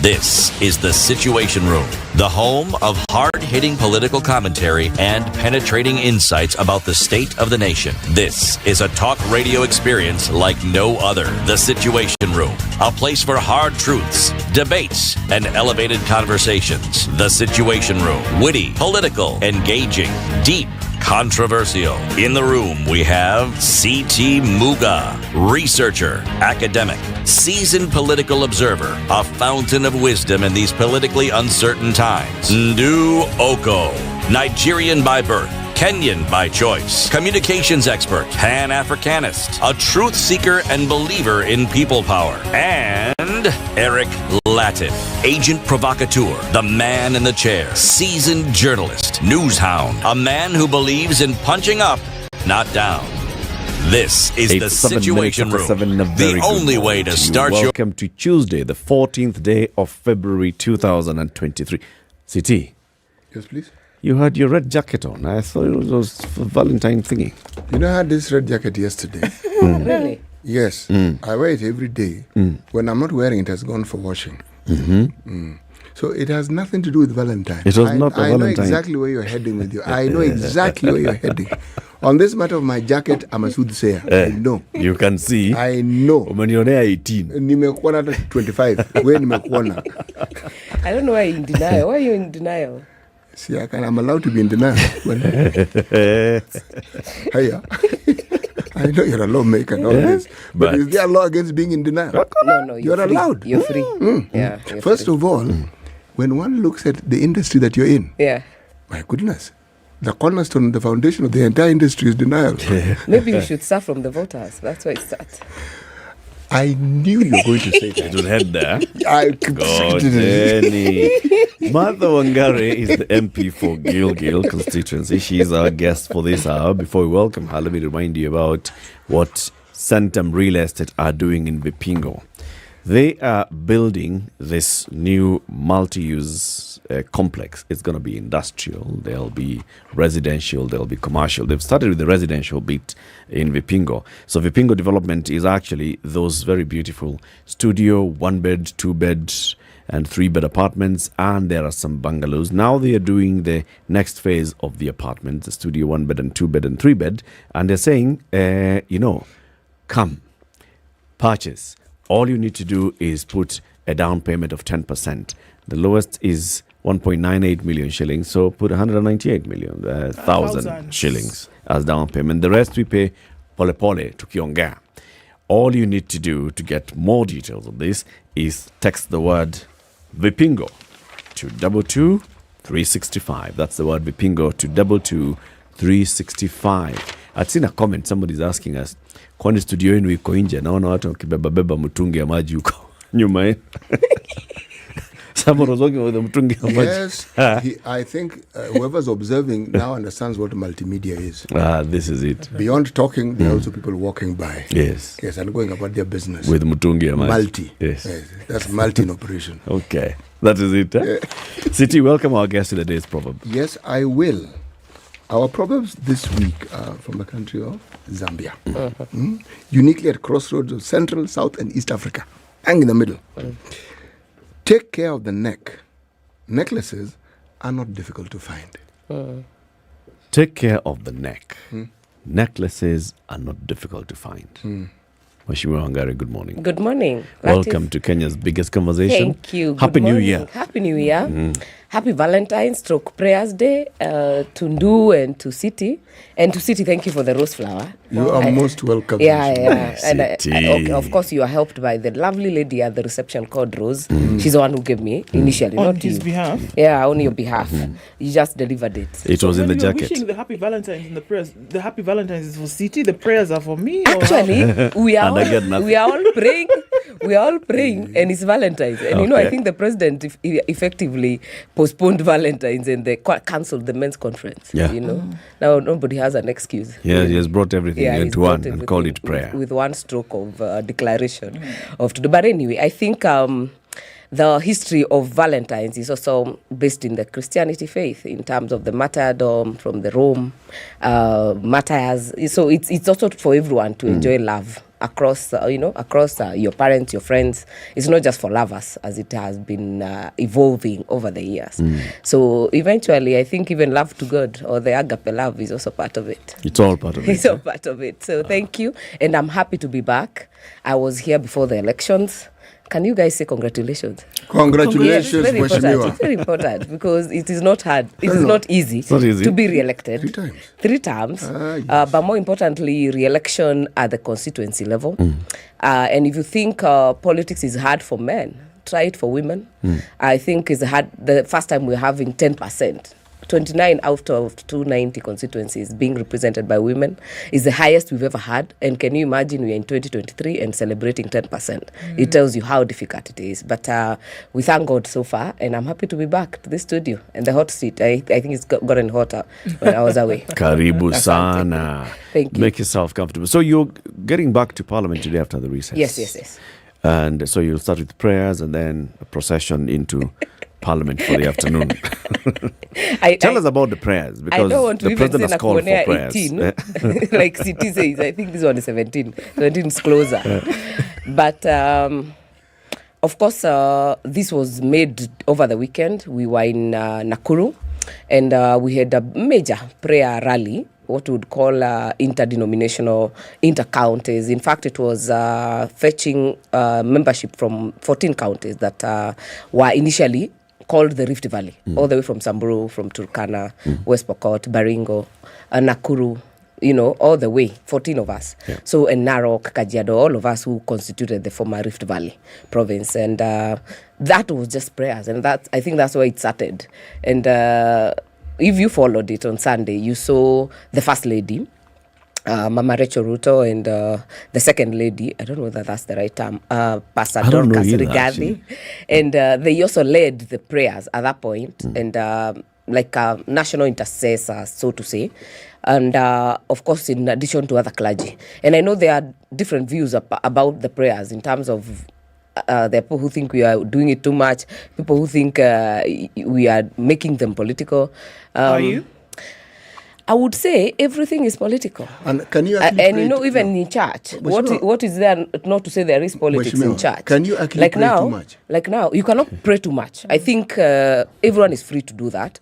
But more importantly, Kenya Kwanza government has been very premised from the president, from prayers, and not now. Right, all the way from when there was ICC cases. I remember I went to Kapkatet, I went to, we had rallies even that time. So it's not a new thing. And I think continuing with it as a president is something to admire, and it's on a Sunday. Maybe what we can debate is on doing them on weekdays. But on a Sunday, I think people should be free to pray and to the book gather. of 2 Chronicles, chapter 7, verse 14. Since their prayers, let's get a little biblical on this one, shall we? Right. Yes, please. This is what it says. If my people, this is the New International Version. Thank you very much. If my people who are called by my name will humble themselves and pray and seek my face and turn from their wicked ways, then I will hear from heaven. I will forgive their sins. And I will heal their land. In fact, that was read by Her Excellency Rachel Ruto in Nakuru, and she was doing a special prayer for drought, because sometimes we may even try to mitigate some of these things, but they also need some supernatural intervention. And she was doing a special prayer for the rains, because, we are doing everything we can. We are doing fertilizer at 3,500. We are trying to do everything that pertains ensuring that agriculture works. But without the rains, it's not possible. We need the rains to actually kick it off. So, and I think we should actually pray. And I think even as ancient communities, even before Christianity, they used to go to the mountains and pray for the rains. And I think we should not stop it until we get the rains. But let's not forget the conditions that this particular portion of scripture. You have to repent. Not just repent. Seek his face, humble yourself, and turn from your wicked ways. Now, it's not the leadership, it's the country. The people. Everyone. This one is not let the lead. Everyone. Agreed. Agreed. The provost of the Anglican Church made a statement yesterday, Reverend Sammy Wainaina. Yeah. And he said the ongoing prayer rallies are not genuine. They're political meetings disguised as prayer meetings. He's also then gone on to say that the church, unfortunately, has been hoodwinked. Pastors and bishops are political brokers on hire by the political class. They're on their payrolls. A very sad state of the church. The salt has lost its taste and the light its brightness. So he's saying that all of this, that the country is being ensconced in, is not genuine. I think for me, and I am also Anglican, but I also think he has made very serious aspersions against leaders who are also his colleagues, really. To say someone is on someone's payroll, you have no evidence. He's just made a statement that is... we don't know whether he has evidence. No, it's okay. If you have evidence, it's good to bring it. Because even us, I know we get bashed a lot as politicians, but we have very good politicians sometimes. All the time, actually. Not all of them. But I also agree with you, CT, because, all the time. I agree with you that in terms of making our... seeking God's face. It's not a leader's thing to do. No. It is everybody to do that. And I think we have a responsibility, if you think you believe in God, to actually make this country work. And it is not working because of politicians. All of us must play our part. If you're in the media, play your part. If you're in the private industry, play your part. If you're selling boga, play your part. But at the same time, the things we do in secret and the ones we do in the darkness is what we need to repent to God about. But the duty that the citizen has, those who claim to have a focus on infinity and are inclined towards the ecclesiastical, the Bible demands that people pray for those in leadership. Demands. Yes. So that they may lead the country well. So if there are citizens who claim to be Christians and they don't spend enough time praying for their leaders, they should understand that it is their responsibility. That leadership that you speak of, which you're always complaining about, it's your responsibility to pray for those very, very things so that God may set it right. I think you attended our prayer meeting. If not, you followed it. online on Sunday, because that was exactly what was part of the sermon and the discussions, because it was simple to say. You cannot say that leadership is godly, but you don't agree with the people who are in leadership, and you're allowed to criticize them, but you're also actually you're mandated. You mandated, or you're actually demanded of you from the Bible, if you're a Christian, to pray for them. And that is the argument, that you cannot say leadership does not install itself. It's actually godly. And I had told you that when I was starting this show, that even when you go for election, there is a very big percentage and parameter that is divine, really. If God decides that it is you, he'll make a way somehow. And I think as a practicing politician, I've seen it. Yeah, somehow. And he'll use people along your way to actually get you to that position. So when you sit in that position, you also follow Colossians 3:23, that in everything you do it for God, not for people. Because even in that responsibility you have been given, it's not yourself. It is, you're holding brief for the man above to do what he should do. Okay, you people, sour. So we shall pray. We shall pray. But we agree. Are we praying in absence of all other conversations? Oh, no. At what point are we having now another national day to actually discuss the crisis in our country? By the way, to have an open conversation where we say, this is where we are as a country, this is what is happening in our country, and this is how we shall all get ourselves out of this particular mess. By the way, the prayers cannot exist on their own. I mean, it has to be backed up with practical solutions. And that's why the same Bible says, even faith, faith without action is also dead. You must believe, yes, but you also must take action. And that's why I would not expect today to see members of parliament lined up in Nyayo today. We prayed on Sunday. Okay. We will not go there. For us, we are going to parliament. We are dealing with supplementary estimates. We are expecting the BPS for this budget to come. That is the budget policy statement to actually be presented for 2023-2024. So I don't expect to see members of parliament sitting in Nyayo Stadium today. I expect them to be in meetings, in committees, to be, planning for the job that is ahead, which is a very heavy entry this time in this session, because it is what constitutes the budget system, the budget cycle. It will be heavier than what we had before. Last year. So I expect them to be in parliament and in their committees. And I think that is already going on. Okay. Yeah. You were very vocal a couple of weeks ago, especially as concerns going back to school for children, about CBC and the education in general. Yeah. It felt as though you were quite concerned. I am, are quite concerned about what's going on as regards the high expense for parents to take their children back to school, number one. And number two, about mental challenges that children could face when it comes to having, gotten these high marks and not being able to go to school. Still an issue. What's that about? In fact, yesterday, we had a follow-up meeting with the president as Nakuru leaders. And we had the time to air our issues, what we expect in the region in terms of development, what are our priorities as it is right now. And when I got the microphone, myself, I was very clear on junior secondary school. And I say that because I'm also a CBC parent. Forget even being a member of parliament. And I think what we have done right now is catastrophic. And it is catastrophic because I have one school that one classroom is expected to have 45 kids report. Only 12 have reported. What are we saying? We are saying we are going to have dropout who are 10-year-olds, 11-year-olds, and 12-year-olds. And I've not just spoken about this now. I've even presented a memo to the task force that was going around. I spoke about it when it was to be in secondary schools. I don't agree with it being localized in secondary school. I was one of the people who are proponents to have it in primary schools. Why? I have 75 primary schools in Gilgil. It's 1,342 square kilometers in terms of the geographical size. I have 36 secondary schools. So what are you saying? A child who is 11-year-old from a place called Ojurai maybe needs to walk all the way to Eburu, to get a secondary school close by. That means, first of all, sex predators, early pregnancies. We are telling kids to now start tamarking when they are 10, 12-year-olds. It's not possible. And that's why we pushed that it be localized in the primary school. But now the transition has challenges. For one, and that's what I said to the president yesterday, the ministry must make a policy decision that every primary school, public primary school, is gazetted as a junior secondary school. There is no two way about it. Let them deal with the capacity. Let us come with CDF to deal with the capacity. Let the Ministry of Education come to do the infrastructure.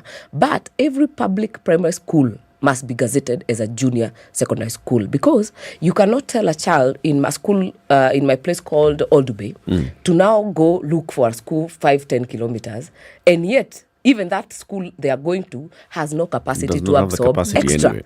You get. So that is one issue. Secondly, this issue of new uniform, I totally disagree with it. And it's one of the issues I hope to bring in even this week. That if you are in the same school, if you're in Standard 8 today and you're wearing a short, and a grade 7 kid is wearing a trouser and a different kind of funky uniform, even psychologically, what does that do?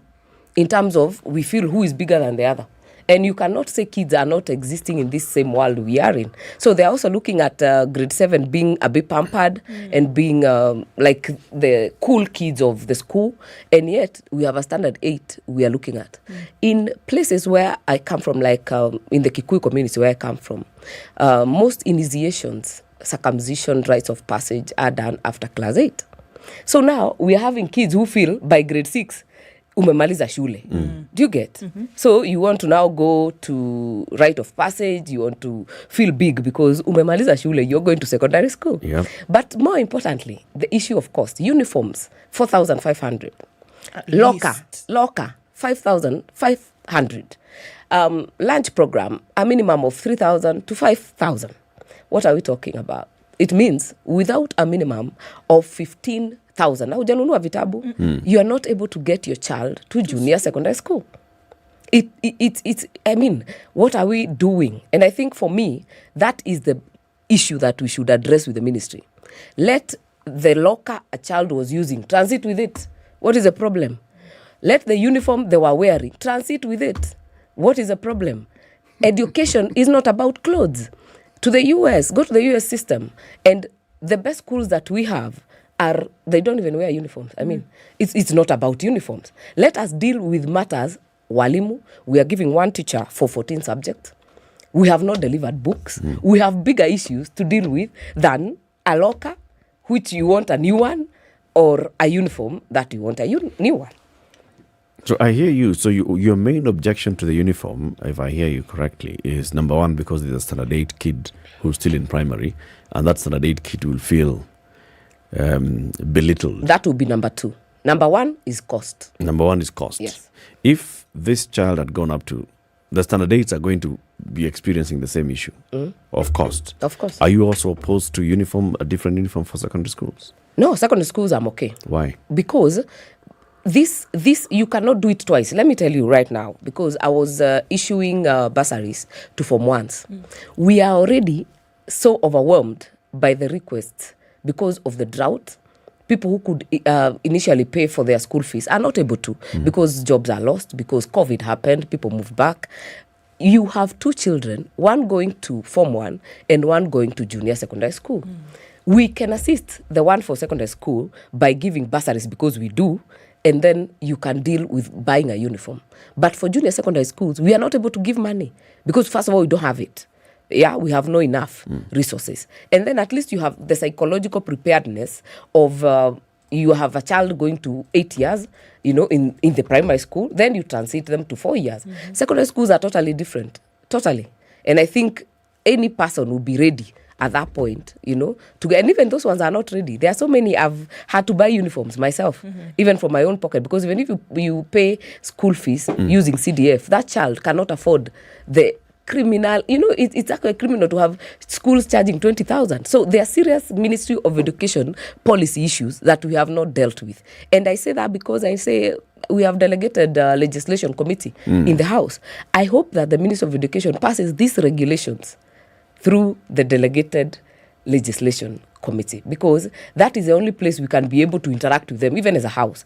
Otherwise, we have to get the on the floor, the plenary. I personally have drafted a motion on it. I would want it to be declared 3 issues on JSS: transit with the uniform, transit with the lockers, and transit and ensure that every school is gazetted JSS.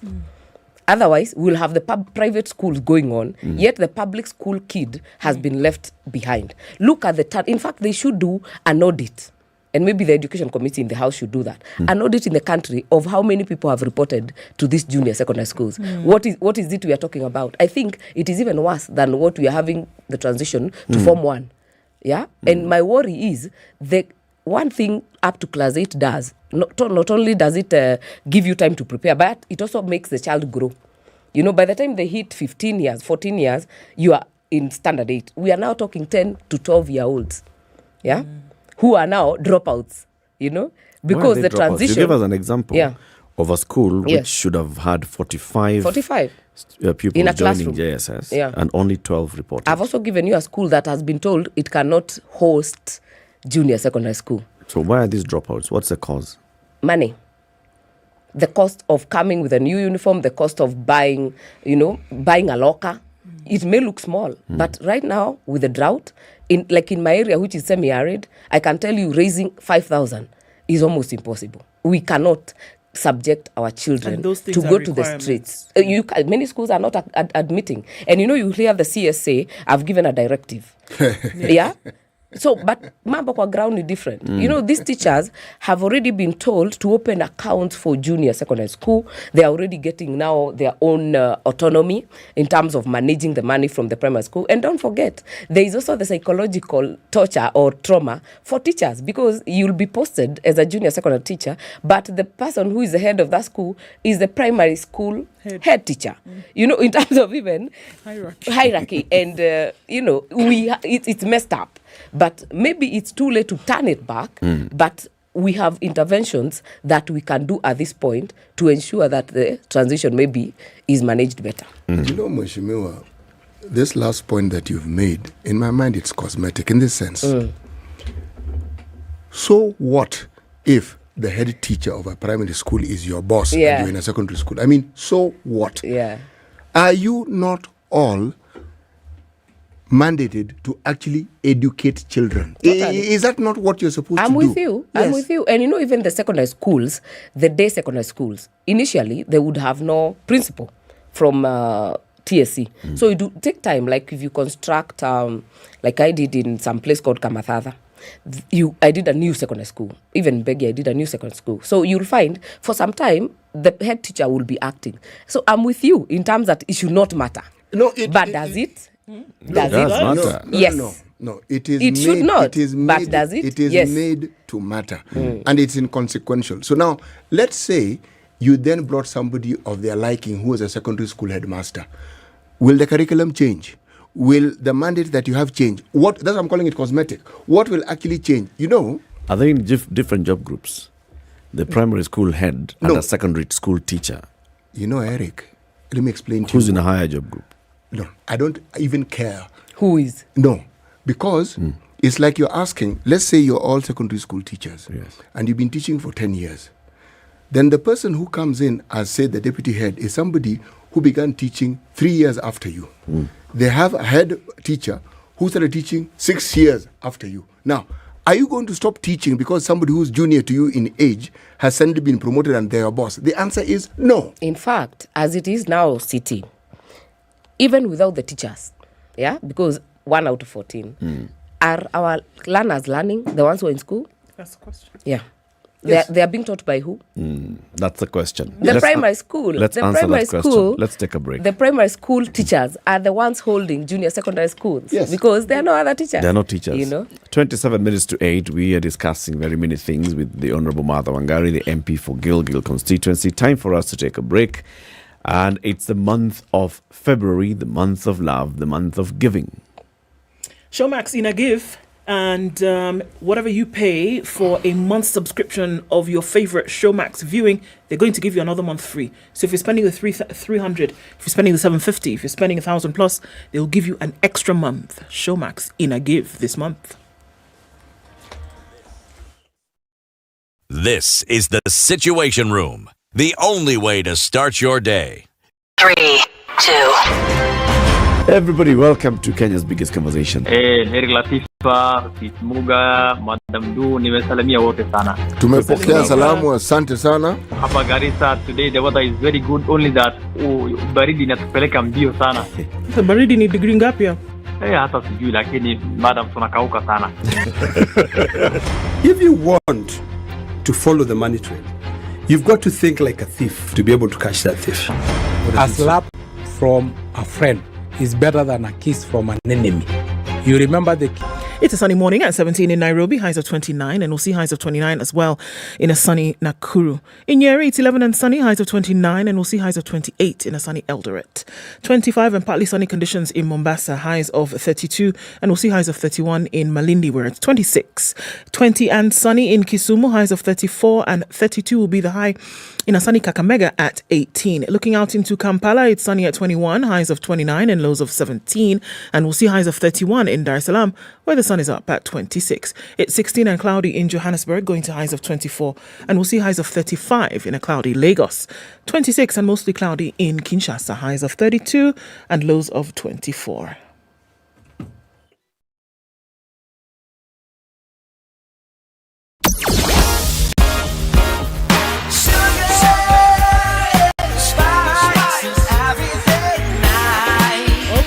Traffic on the Thika Superhighway heavy coming into the city. We'll also look, wow, okay, that's Kiambu Road. My goodness, today's don't look fun at all. Into the CBDs where everybody's trying to go this morning, and it's a mess. Also, Limuru Road is packed up to the rafters. Let's look coming out of Westlands on Wayaki Way. Heavy also on the Ring Road Westlands. Coming off James Gishuru, we'll see that for some time. Juja Road in and outbound traffic spilling over from Outer Ring also is packed this morning. Traffic hour is crazy today. Let's see what happens. The bypass, Southern Bypass, raising a hand and saying, I'm here. I volunteer. Use me. Talk on SpiceFM. KE on Twitter.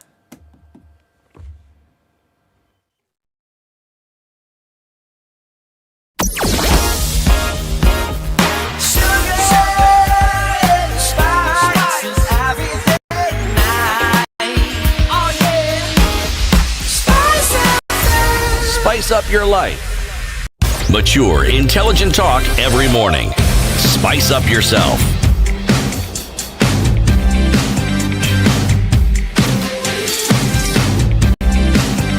Mornings done right. 94.4 Spice FM, Nairobi. We continue the conversation with Martha Wangari, the MP for Gilgil constituency. You know, these things you've said a number of times. You hope that the Ministry of Education will bring regulations to Parliament through the Committee on Delegated Legislation. You hope the Committee on Education will actually be looking at this procedure and this process unfolding of transition to JSS. Yes. And see that these things are happening properly. It asks the question, where was Parliament when all these things were happening before? No. By the time we're getting to a place where the national conversation is, we are confused. Are we going to JSS in primary? Are we going to JSS in secondary? Are we going to have new uniform? Do we have enough teachers? Where was Parliament, the representatives of the First people? of all, it was not birthed this time with this Parliament. It was last Parliament. And I think we always voiced our issues that time. But the mathematics of that time, the dynamics of the politics that time did not work very well for us to concentrate on this transition. That is the reality, because everyone was running up to an election. I mean, even Parliament was not even concentrating at all. Even to get a quorum was a problem. But I think we have also been on the front line. Like personally, I have been. Even when the task force went round, we had even a kamukunji with the task force. We aired our issues, from the start. And I think many were also ignored because this transition, even if you look at the teachers, even their unions spoke about these things, not now. They spoke about them when they were starting. How many were taken up? How many were implemented? That is another story. And I think even now, we still are not late to give our views because we are the ones who are at that point to make these decisions. And anytime I'll speak, I don't speak for me only because we can afford to have our kids in private schools and go on with this junior secondary school. But how many out there are able to afford? Very few. So we are condemning a whole population of young learners into confusion. But I think anything new, transition is never easy. So it will it was bound to happen and have bumps. But how do you deal with it? It was bound not to be clear whether it's kids are transitioning to a primary school or to a secondary in fact, we have confused them. We say they are going to secondary school. They even selected schools. Then we cancelled it. It's back and forth. So we are in agreement that the 12th Parliament ought to have done better. Oh, yes. But it didn't. And I don't defend. I just say the way it is, because sometimes we also need to take responsibility. And even this, what I'm saying about hoping and all, it will come to the floor, and I can assure you, very soon, because it's a current issue. Maybe as a motion of adjournment, it is a current issue to be addressed. I know members have, and we are very quick to go to the media stations, to make declarations out there. But the most important tool a member of parliament has is the privileged floor of the house. Because out of 50 million, we are only 349. We are a very small population, which is an area of privilege to actually be able to make these policy decisions and be able to actually, under Article 125, if it's the ministry, ask him to come to Bunge and give what we need to know. So I think we will be seeing a lot of that. Okay. Yeah. The thing that I find absolutely disturbing is how it is the previous parliament, this current parliament, are hurtling in that same direction, are completely blind to what they have set in motion. You see, we are thinking and talking about the discomfort and the unfortunate situation that our children will find themselves in. It's not that. We are going to lose an entire generation. I'm with you. Completely. We are going to create an entire generation of disadvantaged people who will know they're disadvantaged, who will grow up knowing that they had people who were supposed to represent them and ensure that their interests was given a front row seat and didn't. Now, we then have the gumption to actually talk about insecurity in the country. We are fermenting it as we see it. What do you do with young people who at a very young age have lost hope? Young, they are 10, 12. Yeah. What happens to that child when they're 15? What happens when they get to 20? What do you think is going to happen? There's a whole slew of insecurity that is being created by these very processes, and this is where I really don't take prisoners with you, Aishimiwa, because that's part of your duty, and you're letting this thing slide. But are we not talking about it? You, Mheshimiwa, talks about it. Yeah. The rest of your colleagues mumble about it. The others are completely silent, as though what's happening is happening in another planet, not even in the same country. Are you trying to tell me that if the Waishimiwa really put their heads together and they were serious about this issue, that changes wouldn't be there? They would be there. In fact, City, even the issue of primary schools hosting JSS was birthed from us, because we are the ones who interact with these kids every day, by the way. We are the ones who see what people are going through. I was doing bursaries for Form 1s, and yet I had a line of junior secondary school kids requesting for bursaries. So we are the ones who interact with it. The policy move that was done to localize them and to host them in the primary schools was from Parliament. Mheshimiwa, you've put the cart before the horse. We didn't need to have gotten there. This thing could have been streamlined. So these things that we're now dealing with after the fact could have been sorted out. This, you know what I'm saying, makes sense, because we could have streamlined this thing before now we start chasing our tail as we're doing right now. With you on that. Yes. We should have done the transition better. Yes. But, and Parliament has the might to do that. Exactly. But I also don't believe in running away when there's a problem. So we are in a hole. And when you're in a hole, what do you do first? You stop digging. So, stop, first of all, you don't think further. And it's very easy to actually just keep pointing fingers, even ourselves. It ends up becoming a circus and becoming, a ping pong. We are saying the ministry didn't do this, the president should do this, the president should appoint. And I think by the fact that the government even appointed a whole task force to deal with this issue shows that there is commitment to transit better. No, it doesn't. And they went around the country. I personally know they came to Nakuru and they took views. My problem is, how do we implement the views that we've taken? Because we have voiced these things. Yeah. And if they don't get to be implemented, it is us to deal with it. Sure. Even the BBI took views. This thing of people... BBI is totally different. Caucusing. No. Totally different. We are talking about public participation in an exercise that is supposed to bring about change for the better. Yes. Isn't? Yeah. The thing is, we have these things in abundance in this country. That change is what we never see. But the one thing, I'm in agreement with you.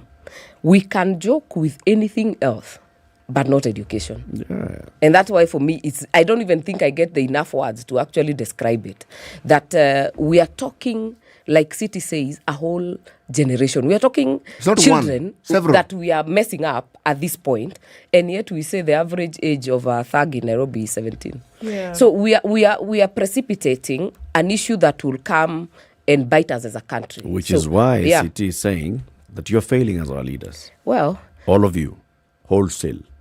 I know you. All, you know, Azimio, you know, Kenya everybody. Kwanza, I mean, everybody by the way, to this the president. issue Look, has no Azimio or Kenya Kwanza. All these meetings that are taking place, let's start with the Azimio rallies. Yeah. The Azimio concerts, as I call them, are not discussing the issue of 1 million children who are confused as to their states. They haven't touched it even once. They don't talk about it. They talk about everything else.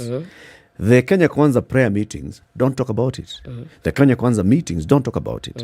So even the president, when he's talking, he doesn't say, all right, so we have got a big issue here. We need to actually get all our hands on deck and decide how we are going to make sure that these children are not disrupted. It's been how many weeks since they reported to school?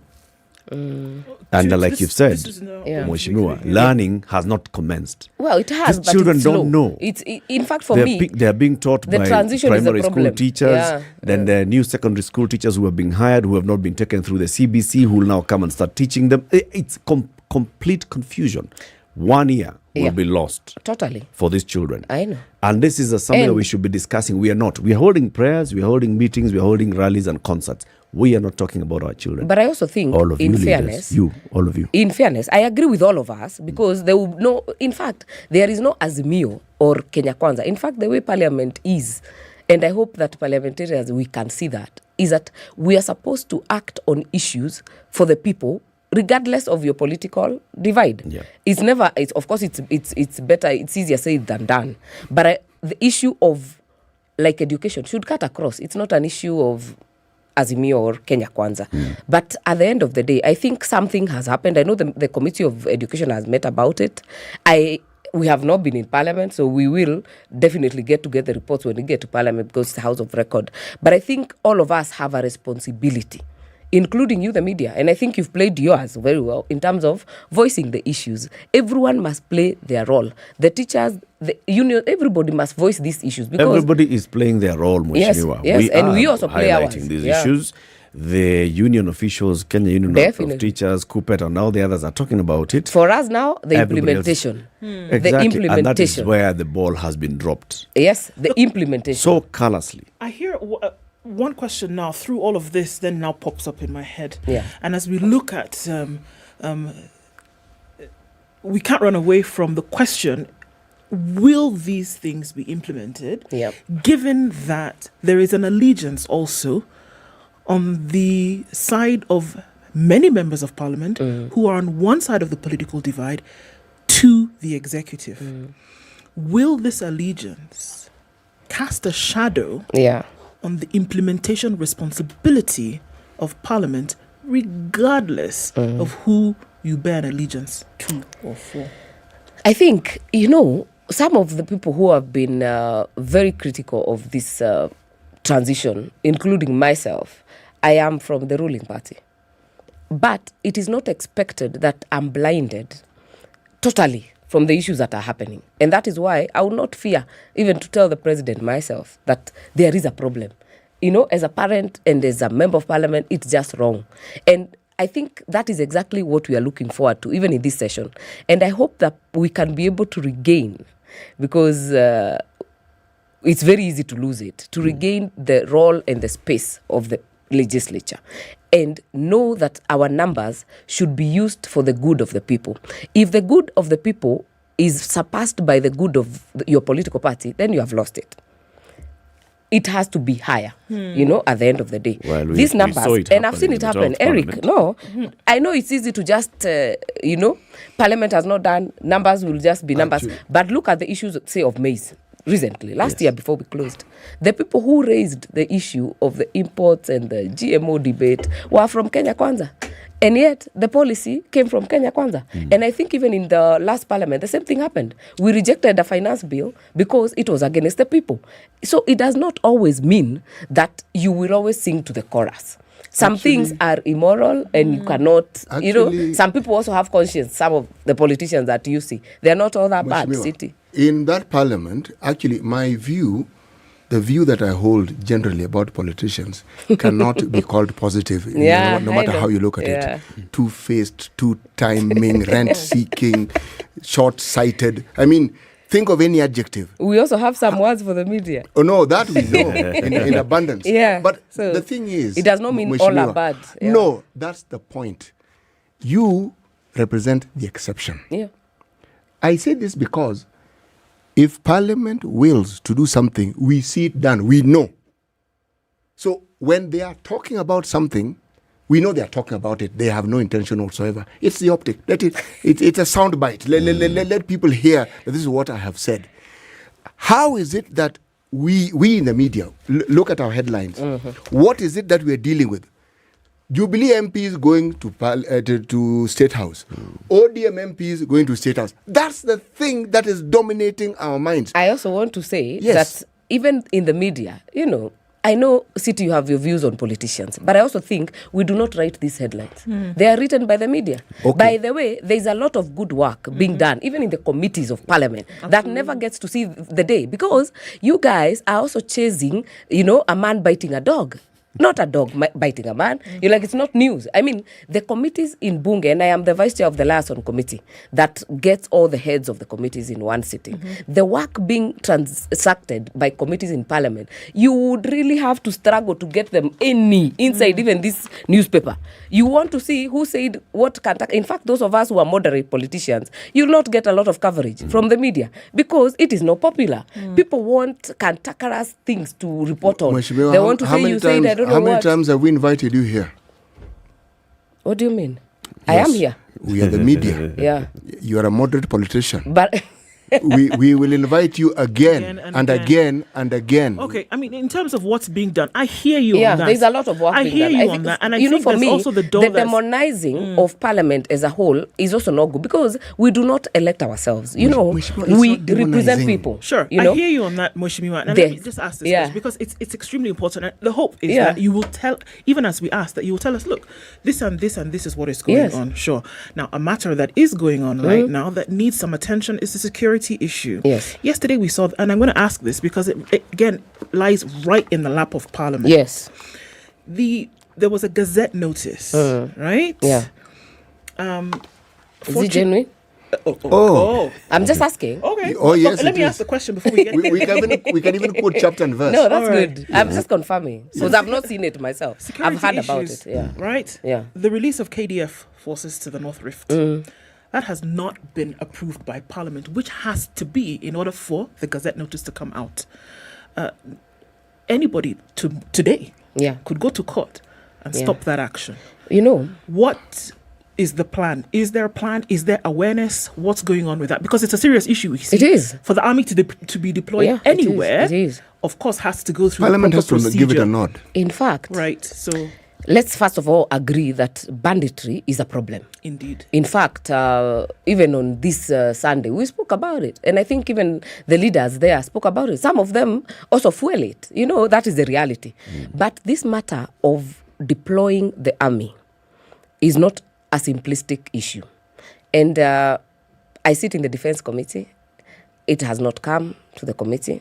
I don't know what would have killed anyone to wait until it is approved. So I'm treating this as a rumor because really I've not seen the actual Gazette notice, but it should be approved, and the committee that approves is my committee. So you're saying that the only way that this could be true is that it was a rumor and not that somebody acted out of By the order? way, the army cannot go until Parliament approves it. Yeah. There's no shortcut about that. And there's a reason why Parliament was put in the middle of it. And by the way, it's not optional. It is a shall. They will bring it to Bunge, and they bring it to a subset of the whole, which is a Committee of Defense, Intelligence and Foreign Relations. Because there are also other parameters that inform the deployment of the army. It has to have a system of how they will work to uproot this problem. But more importantly, the letter, the spirit is clear. So I'm treating it as a rumor myself because I've not seen it. But I expect it that because we have a meeting today at 10 o'clock, maybe it will be tabled in our committee. I've not seen it, but I hope it will be tabled. So otherwise, anything else will be legal. What happens to that Gazette notice that obviously... I've not seen it myself. Okay, so let's What if you find out that there's actually a that Gazette actually notice? the Gazette notice is authentic? Yeah, it will have to come to the committee. Yeah, it will have to come to the committee. And by the way, if Parliament decides for one reason or another that you should not deploy, then that one is quashed. It's ab initio. It's faulty from the start, you know, because the law is clear about that. And I think I would only hope that it's a rumor and it's not true, because the CS is a former member of Parliament. And we had the issue AG the other day speaker. when we were deploying to Congo. It came to the committee because you are not allowed to do that before bringing it to the committee. It has to be approved. You know, and anyone, if it's done when that's not done, can be challenged. You know, someone can go to court about it and actually get a fair hearing about it. What would be the issues that your committee would look at? Say the government actually brought this to the committee. Yeah. What are the things that you would consider before giving a nod? We'll consider many things. One, of course, is the impact it will have even on the locals. We have had those issues before. So we need to be assured that you're dealing with bandits and not the locals. Yeah, that is one. Secondly, not the... How do you distinguish between the bandits and the locals? No, it's a caution. I'm just saying it as a caution. We'll also consider the budgetary implication because we are talking, austerity measures. The president is very clear in terms of reducing our borrowing and all that we are talking about. So we'll look also at the cost. What is the contingent we are sending? What is the cost of it? But at the end of the day, I think the bigger good is what we should be looking at, because in terms of terrorizing the area, we are in agreement. I mean, we have lost officers the other day. We have lost, GSU officers who are just new graduates. But I think there are also bigger issues, even as we look at the budget right now, that we need to empower our national police service. Let us not get to the point where we always use the military, because the military is meant to deal with border and our external forces. So we should not always be resorting to them. But today, as we speak, there were decisions that were made, even in terms of helicopters from the National Police that were taken to the KDF. We need to actually look at empowering the National Police Service. And the issue of empowering the National Police Service is not a matter as uniform. My God, it's not. It's not matters. I don't know why we are obsessed with uniforms, personally. So it matters, do we have armored vehicles for our policemen? We don't, because they are dealing with new emergence and new issues of IUDs. You know, you are not able to detect where it is. That vehicle that they're using. IEDs rather, not IUDs. IEDs, yes. I don't want to say where my mind was, but anyway. So... But my point is, the army should be the last resort. You know, should be the last resort in a country. We don't always get to use our military for Kerio Valley. And we know exactly what we need to do. But more importantly, we also must do and carry along the leaders. The leaders who fund and are part of it, we must not be scared to call them out. And you know, at the end of it, and I think I was telling the women representatives of those regions the other day in Mombasa, because that case came up of banditry between Turkana, between Samburu and Baringo. And my view was, I think we need the women. In fact, I was telling them to actually take it up as the women representatives, because anytime someone is killed, it's someone's child, it's someone's husband. And when we had the late Kipchoin, Grace, as a member for Baringo, that thing had gone down considerably. When JB Kilimo was the MP, banditry had gone down. So I was challenging the women reps that take it as your baby, that anytime someone dies, it affects a woman in one way or another. Make it a campaign from the society level so that we have a multi-pronged approach. Because at the end of the day, these kids that you see terrorizing the Kerio Valley are not even over 15, over 19. They are kids. They're young by children. 16, they are sharpshooters. By all standards. So how do we deal, apart from say ambushing them and using fire? That's not the solution. What do you do with a 6-7-year-old who has seen that and wants to grow up and fight and die as a martyr?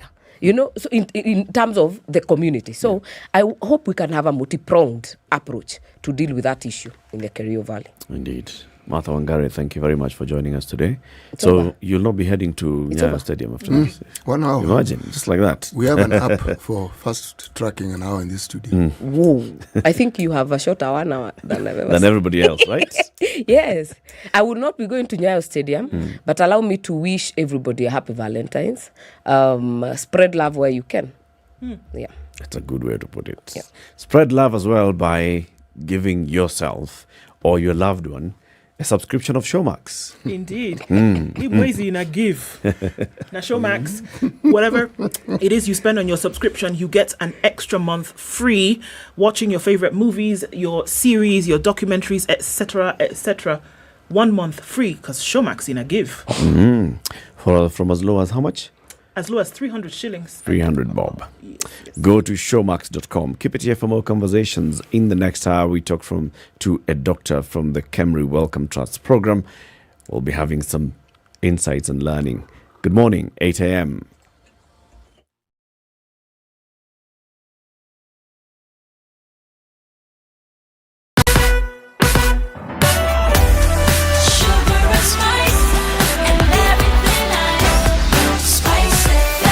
Spice up your life.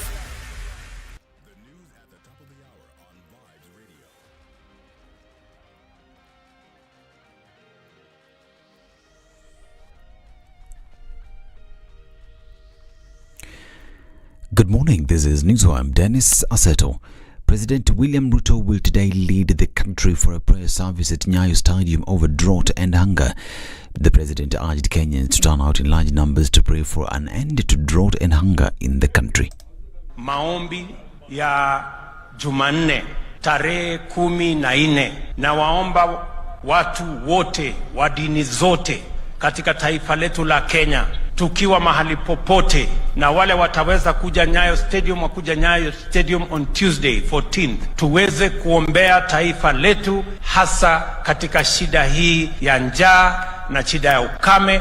Ndio Mungu atupatie mvua na atuonekanie, ndio Wakenya waziangamie kwa sababu ya shida ya drought katika taifa letu la Kenya. The press is expected to start anytime now to 4 p.m. Now, Health CS Susan Nakumicha says the ministry will work with the county governments to ensure that Kenyans receive affordable and quality healthcare services. Speaking in Nakuru, the CS highlighted the importance of collaboration in the healthcare sector. She urged Kenyans and health practitioners to continue to advocate for better healthcare services and support the efforts of the Ministry of Health and county governments in providing affordable and quality healthcare to all citizens. Bomet woman representative Linet Chepkorir Elias Toto is in court over allegations of hiring 6 of her family members. Labour and Employment Judge James Stoker directed that the case filed against Toto be heard within the jurisdiction in Bomet. The judge said there's no reason for the petition to be filed in Nairobi and instead transferred the file to Eldoret Employment and Labour Relations Court. In the matter, 2 petitioners are accusing Toto of nepotism. Still in the corridors of justice, and 2 women were charged in Mombasa court with failing to report the defilement of a 5-year-old minor. Bahati Juma Said and Mwanakombo Ramadan allegedly conspired to obstruct the cause of justice by failing to report the minor's defilement to the police.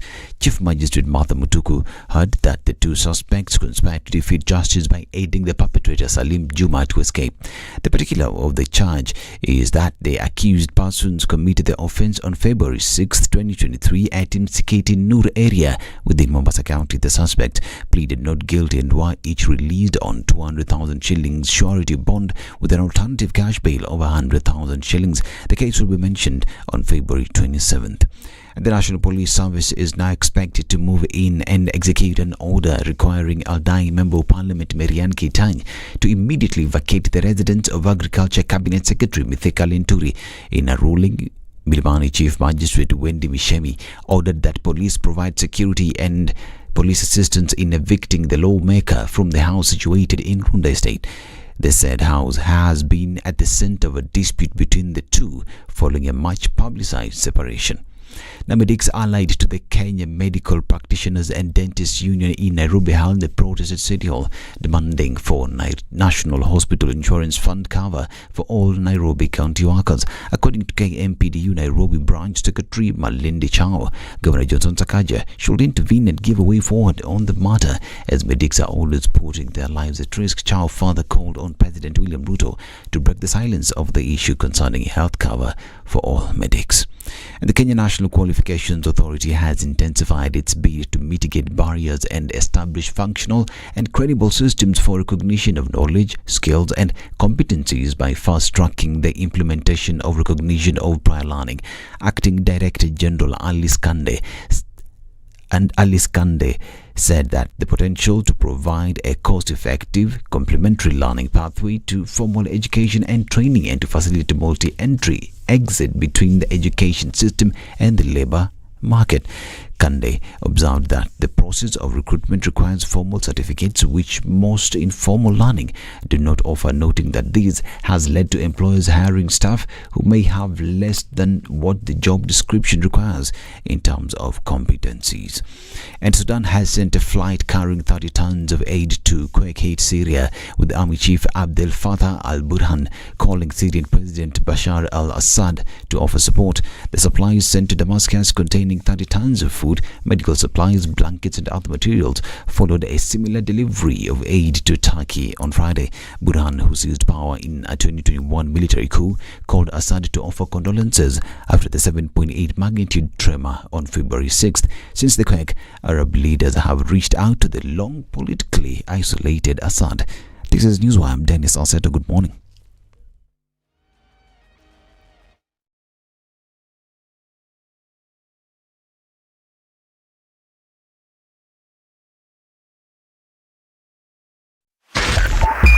.5 Spice FM, Kisumu.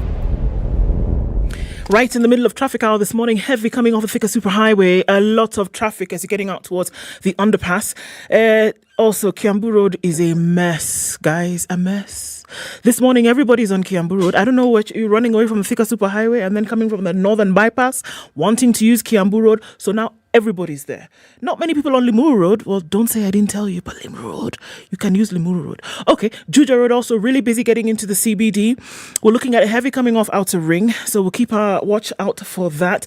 Into the CBD, very heavy coming off Ngong Road. Langata Road as well as Raila Odinga Way. Heavy traffic. We're in the middle of traffic hour, guys. Panning out to be a busy Tuesday. Talk to us on SpiceFM KE. Are you stuck somewhere? Have you found a route? Let us know and we'll share.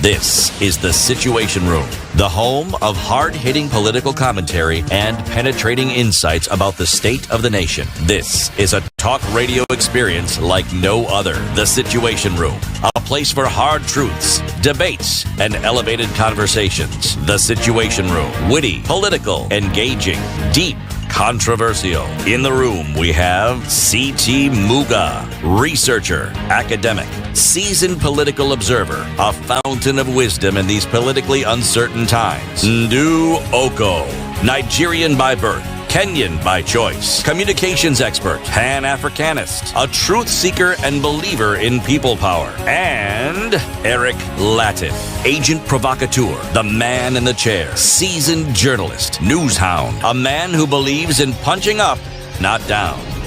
This is The Situation Room, 7 minutes after the 8. only way to start your day. The third hour of The Situation Room. We're here until 10 a.m. Today, Tuesday, the 14th day of February 2023. Happy Valentines Day to everybody who's locked in from wherever you are. Whether you're tuned in on Spice FM, on KTN Home, or you're following this conversation on YouTube and Facebook, where we live stream the show every morning. Asante sana na karibu sana. Have you sent the SMS Vipingo to 22365? Please do, because Vipingo Development will let you know about the development that there is ongoing in Kilifi County at Vipingo. And this is by Santam Real Estate. You know what they're doing? They're putting up They have Vipingo development. There's studios, 1 bedrooms to 3 bedrooms from as low as 1.98 million shillings, and you just pay 10% down payment, and the rest you pay in negotiated installments. What is in that? You get this very well done estate, a house in this very well done estate. You have access to water. They have a desalination plant, getting water from the ocean, cleaning it and supplying it to the estate. So you'll never have issues of water shortage. I don't know, looking for water bowsers, looking for sinking your own borehole and then it's finding it salty. No, clean water supplied daily. They have a power substation, so you have power, stable power supply. You have good roads. The road itself from Mombasa to Kilifi is being dualed, so you'll have very easy access from Mombasa or from Malindi Airport, or if you want to go to Kilifi, you can actually use access also from SGR into Mombasa, SGR into Mariakani, take a road down there. You can fly down to Vipingo, all accessible. Is it near the beach? Yes, it's not far from the beach. See, coastal living at its best. Everything is there. Water, heat, humidity. Kila kitu. Breeze. Bwana. Transport. Golf. Na ukitaka korosho unaitisha. Hapo tu. Si mbali vile. Chacha korosho hapo tu. Unaletewa korosho. Bas. SMS the word Vipingo to 22365. We have a guest in the studio. He's Dr. Anthony Etiang, who is the head of epidemiology and demography at the Kemri Wellcome Trust Research Program.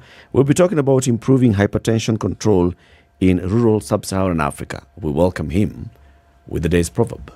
Yes, our proverbs for the whole of this week come from the country of Zambia. Take care of the neck. Necklaces are not difficult to find. Take care of the neck. Necklaces are not difficult to find. Dr. Etiang, good morning. Good morning. Welcome to Kenya's biggest conversation. Thank you very much. The hot seat of the Situation Room. Let's begin with that proverb. What's your interpretation of it? Well, a very interesting proverb. My interpretation, well, I think it's advising you to take care of what you can't replace.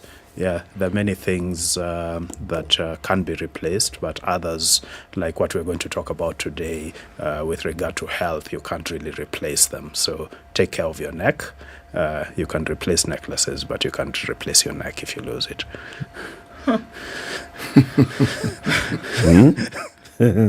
Very well said, eh? Unless you're a lizard. Sindio? Sorry. I've got a couple of Zambian friends, so maybe I've misinterpreted it. I'll find out from them. They'll tell you that is not what they meant. But it makes sense what you're saying. I mean, that interpretation makes a lot of sense. Doc, you here, so we can talk about improving hypertension control in rural sub-Saharan Africa. Let's first of all start by completely defining and understanding what is hypertension. All right. Thank you very much. So, yeah, that's a very relevant question. So, there's a concept known as blood pressure, and blood pressure is the force with which blood moves within the arteries or blood vessels in your body.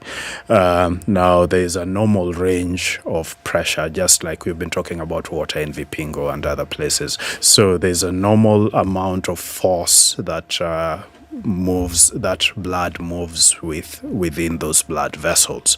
If that force, that pressure goes above a certain threshold, and people discuss what the proper threshold should be, if it goes above a certain threshold, then you call it hypertension. Yes, so it's above a certain threshold. Most people use 140 millimeters of mercury as the threshold. Some people use 130/80, but the main thing is that it's above the normal limit. And when it's above that normal limit, then you're at increased risk of getting diseases such as strokes, heart attacks, kidney disease, and things like that. Yep. Can it be interchangeable with high blood pressure? Yes, it is interchangeable changeable. Yeah, so in loose talk, yes, you can call high blood pressure and hypertension are essentially the same thing. Yes, the definitions, scientists as usual disagree a bit on what the cutoff is. But why do they disagree? So it's the main thing is you want to create a threshold above which you say you must treat, and the agreement on when you must treat is based on what benefits you'll get as a result of the treatment. As opposed to some of the trade-offs, and the trade-offs of treatment are there's cost, there's side effects. So the benefits of treatment are in terms of preventing someone from getting a heart attack, from getting a stroke, from getting kidney disease. It's not completely agreed at what threshold do you suddenly become at higher risk of getting those diseases, and therefore you need to treat, taking into account the costs and the side effects of treatment. You know, when you mentioned the heart, yes, I'm taken to the biology classes when I was in secondary school, and if those fellows taught me right, they mentioned that the heart pumps blood. Essentially, its job is to pump. So this speed that we are speaking of, what's the relationship between the pump and the blood and the speed at which this blood moves in the body? And the size of the pipe. Yes. Yes. No, we will get to that size of the pipe and whether that pipe is a constant or sometimes it's not constant and sometimes maybe it requires cleaning. Exactly. You have all the concepts right. So the heart is a pump. And it pumps blood, this fluid, into the vessels within the body so that the blood can go and nourish the various organs of the body. Now, there's a relationship between the force with which it pumps and the pressure that is felt within those vessels into which it pumps. So if it pumps too hard, and it can pump too hard in two ways, either pumping too frequently, or with it might not pump that frequently, but with each compression, it's pumping a lot of blood, and that can increase the force that is felt within the vessels. But similarly, if the vessels are too stiff, because these are pipes, so if they're if they're too stiff, then also they increase the pressure that is transmitted onto the organs into which they're feeding the blood. Yeah. What would make this happen? What would cause them to be too stiff, or what would cause the pump to move too quickly? Yes. So various factors that lead to that. So they could be stiff. The most common reason they stiffen is age. So, just with the rest of you, there are things you are much more flexible when you are 10 years old as compared to now. Yes, so that loss of flexibility that you're seeing in your joints is also disappearing from your blood vessels. Your blood vessels become stiffer with time. Similarly, if you increase the volume of blood that is present in you, and there are a couple of reasons why the volume would increase. So, for example, if you take a lot of salt, and where salt goes, water follows, so the volume increases, and that increases the pressure. If you keep everything constant and you increase the volume within a fixed space, then the pressure goes up. So those are some of the things that lead to these changes that we see. Okay, so then we know what some of the causes of hypertension or high blood pressure actually are. Yes. So we've also seen in the last few years, especially, that there's been an increased reporting of high blood pressure cases. I know we're looking at rural Kenya today, or rural communities today, but we're able to say that these are the causes of high blood pressure or hypertension in these particular areas. What would you say are some of the areas? Because as I think of it, then you're talking about lifestyle. What would be some of the lifestyle indicators causes of high blood pressure? Yeah, so some of the lifestyle causes, things related to lifestyle that could cause increased blood pressure are diet, for example. And a diet, one of the major factors is salt, which I've talked about. Then obesity in general. So there's a very clear relationship between excessive body weight and blood pressure. Lack of exercise, which you could say is also related to obesity, definitely contributes to high blood pressure. And alcohol intake. All these are lifestyle changes, lifestyle factors. But that said, so we talk a lot about these lifestyle factors because those are things that you can change. Those are modifiable things that you can change with a bit of effort. But there are a couple of other factors which are essentially not modifiable. So the good example I've given you is age. You can't, there's nothing you can do about your age. Then we also think from some of the studies that we're doing, some infections that you get, for example, during childhood or as you're growing up, if you get repeated infections and these infections are affecting the blood vessels, the blood vessels could stiffen, and therefore that could cause high blood pressure later in life. Yeah. Is hypertension more prevalent in some sectors of society? Say, higher income versus low income? Yes, so there was actually a study that was done, I think in 2015, 2016, where a group of researchers from Kenya, from the University of Nairobi, the African Population Health and Research Center, they measured blood pressure in a sample of Kenyans, a representative sample all over Kenya, about 5,000 people. So they looked at their blood pressure, they also looked at their diet, they looked at their socioeconomic status. So they came up with some very interesting findings. Some of them, there was a relationship, for example, between socioeconomic status and blood pressure. But that wasn't the area where we saw some of the biggest differences. So some of the biggest factors that they saw in that study was diet, for example, and obesity. People who are obese were much more likely to have high blood pressure.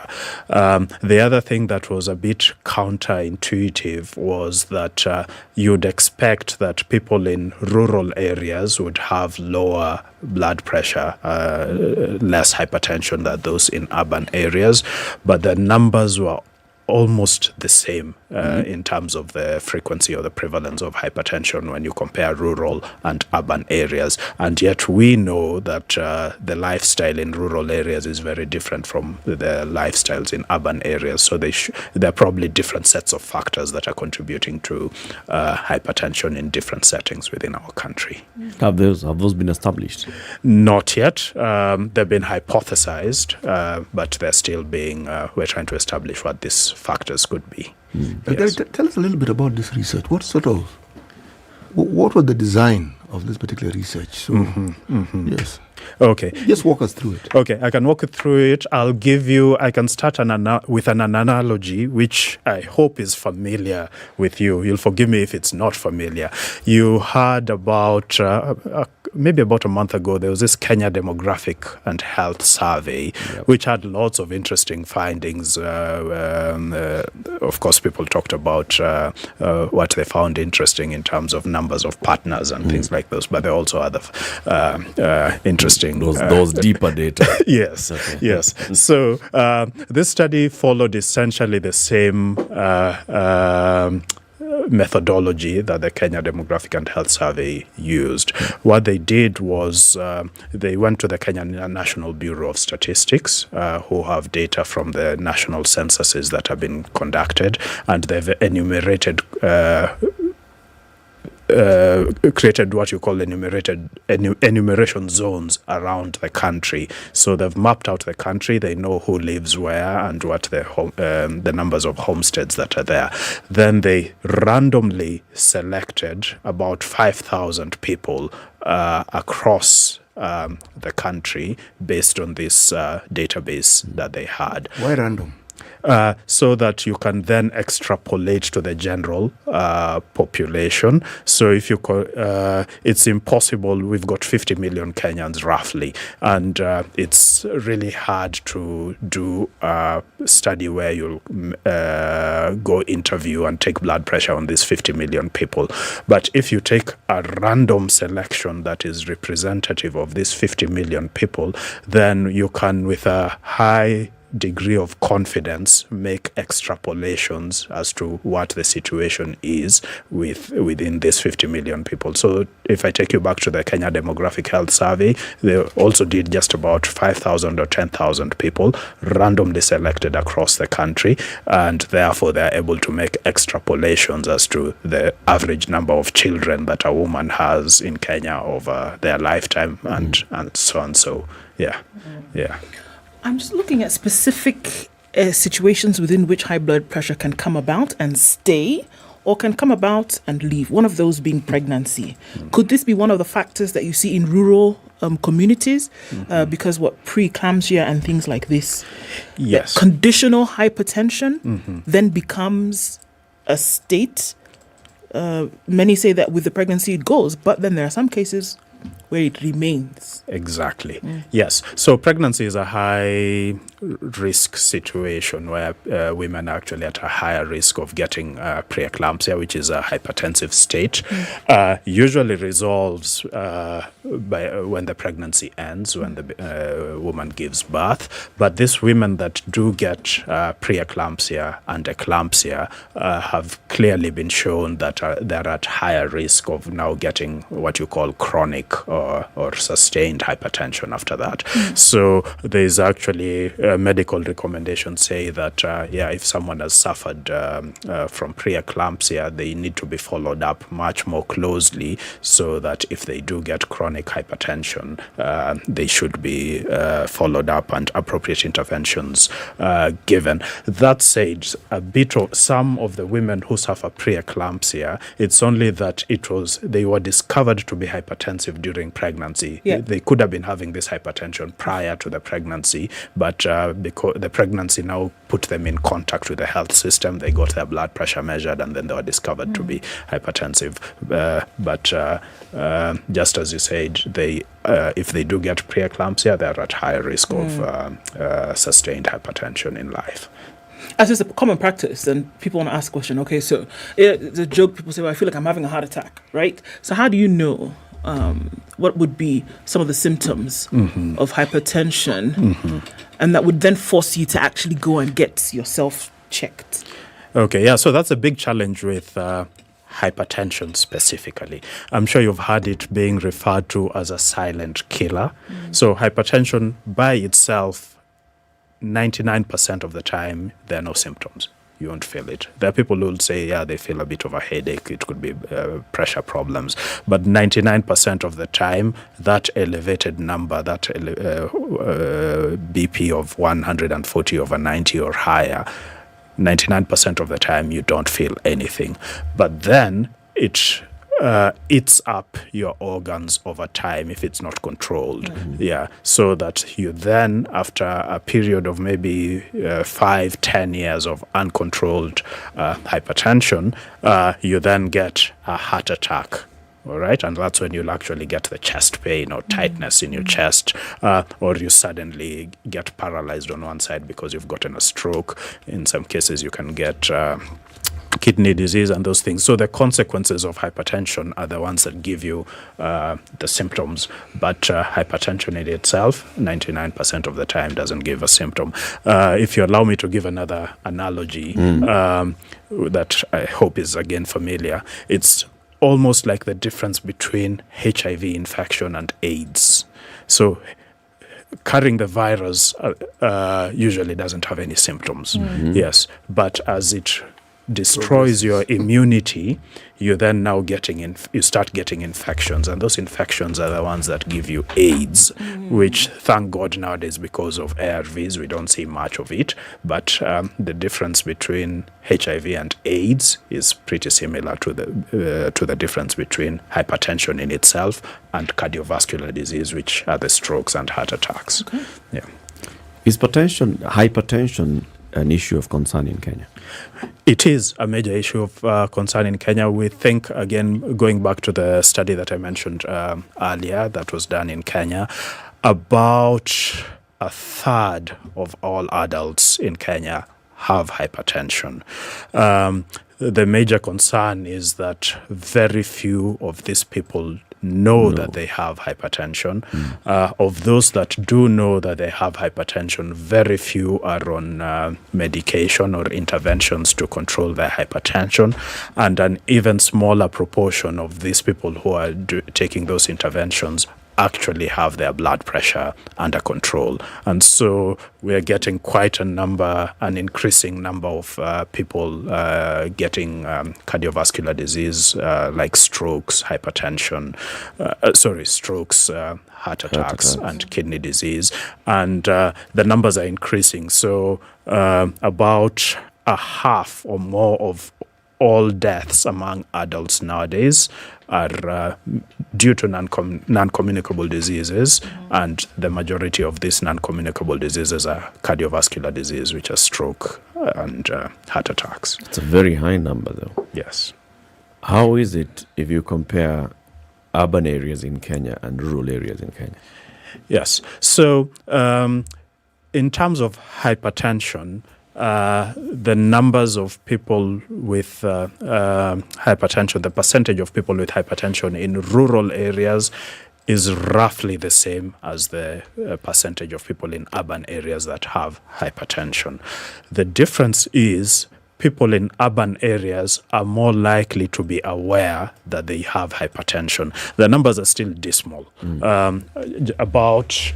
If you start with 100 hypertensives in an urban area, Nairobi, Mombasa, Kisumu, only about 24% of them are aware that they do have hypertension, which in itself is dismal.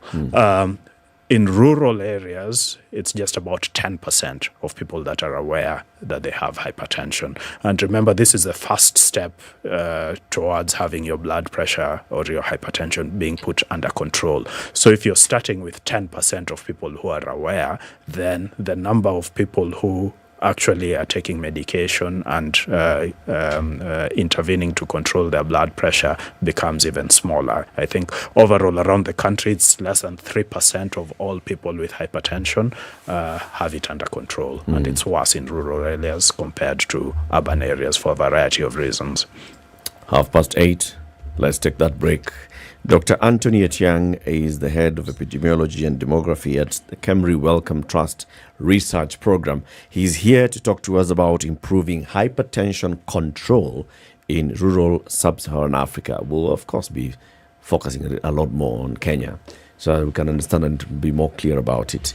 Showmax is saying, if you spend your amount to get your monthly subscription, they're going to give you another month for free. If you're spending at least 300 shillings on the packages that allows you to watch your favorite series, movies, documentaries, news, sporting events, etc., they'll bump you another month for absolutely nothing.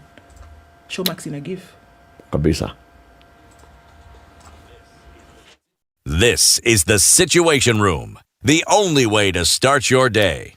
Get 2 months of Showmax for the price of one. In a give, Real Housewives, rich auntie vibes, and that bling. Samakua Mocha. Toast to luxury. In a give, single Cassie, girl power. Cheers! And gravity-defying Top Gun victory flyby. Having any fun yet? Woo! In a give Kupindukia. So subscribe now to get 2 months for the price of one from only 300 shillings for limited time. In a give Showmax. Sign up at showmax.com. Celebrate the month of love with Coldstone Creamery. Enjoy the perfect date spot at Coldstone and get 2 slices of delicious ice cream cake at only 800 shillings. Surprise a loved one with a Coldstone Valentines cake and treat them to a chocolate cake layered with strawberry ice cream, wrapped in pink frosting and finished with cascading ganache for only 2,500 shillings. Coldstone Creamery, making your Valentine's even sweeter.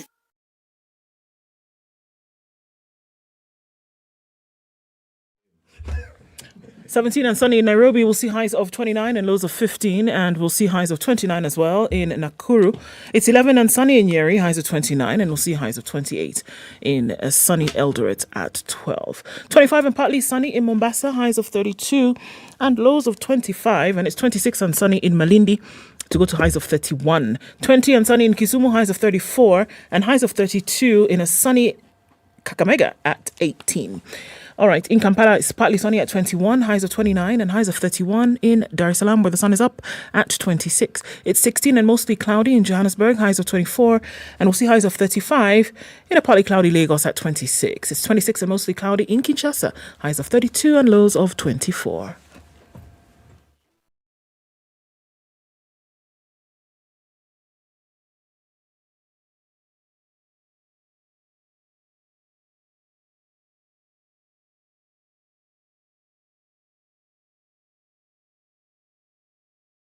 All right, a few minutes after 8:30, and we still see heavy traffic coming off Thika Superhighway into the CBD from most of these streets coming off Ngong Road, Jogo Road, and quite a number, really heavy.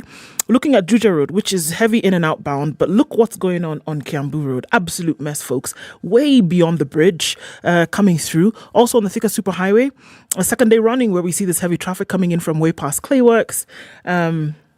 Looks like it will be that way for some time. Ruaka, then trying to connect onto Limuru Road, coming in from Kitisuru onto Limuru as well. That is very, very busy. We're still in traffic hour. We'll be here for a minute. Let's talk on SpiceFM KE on Twitter in an attempt to keep things moving this morning.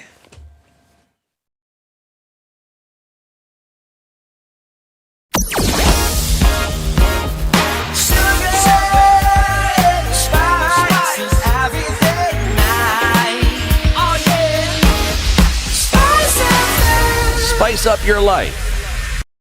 Mature, intelligent talk every morning. Spice up yourself.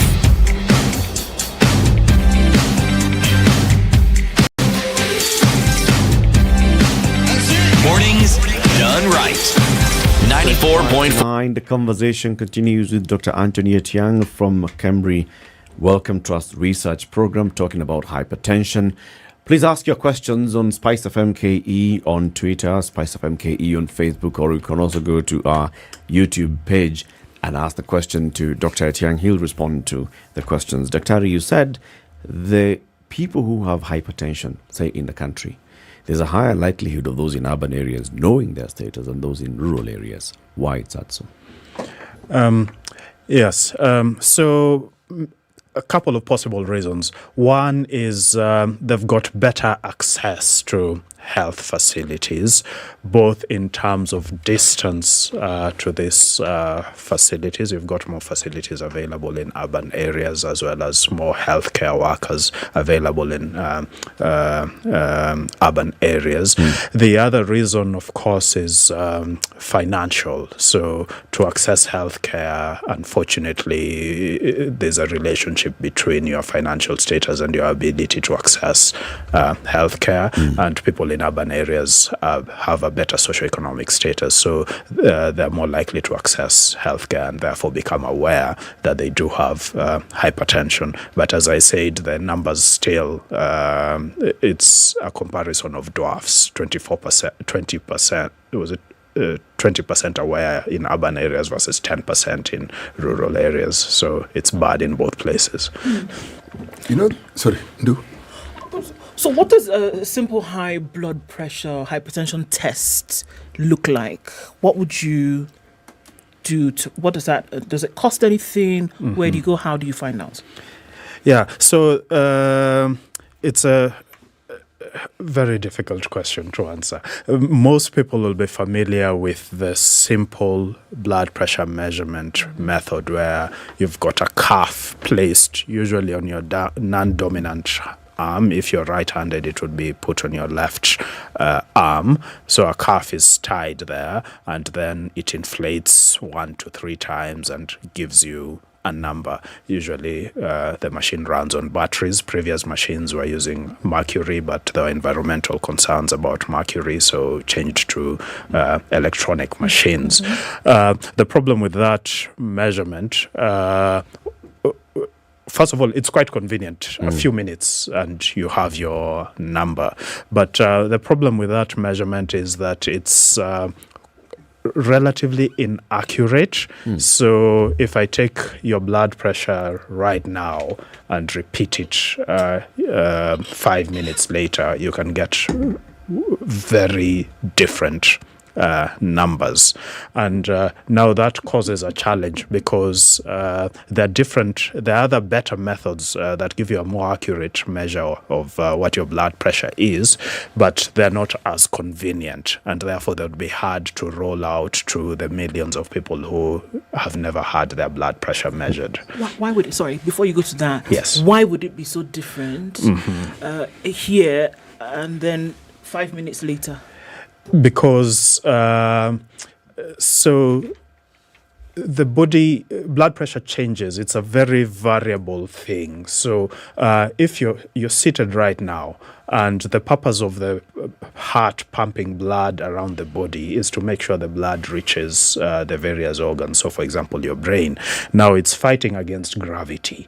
So if you stand, then you're at a higher level. Your brain is at a higher level than it was when you're seated. So your heart needs to pump harder.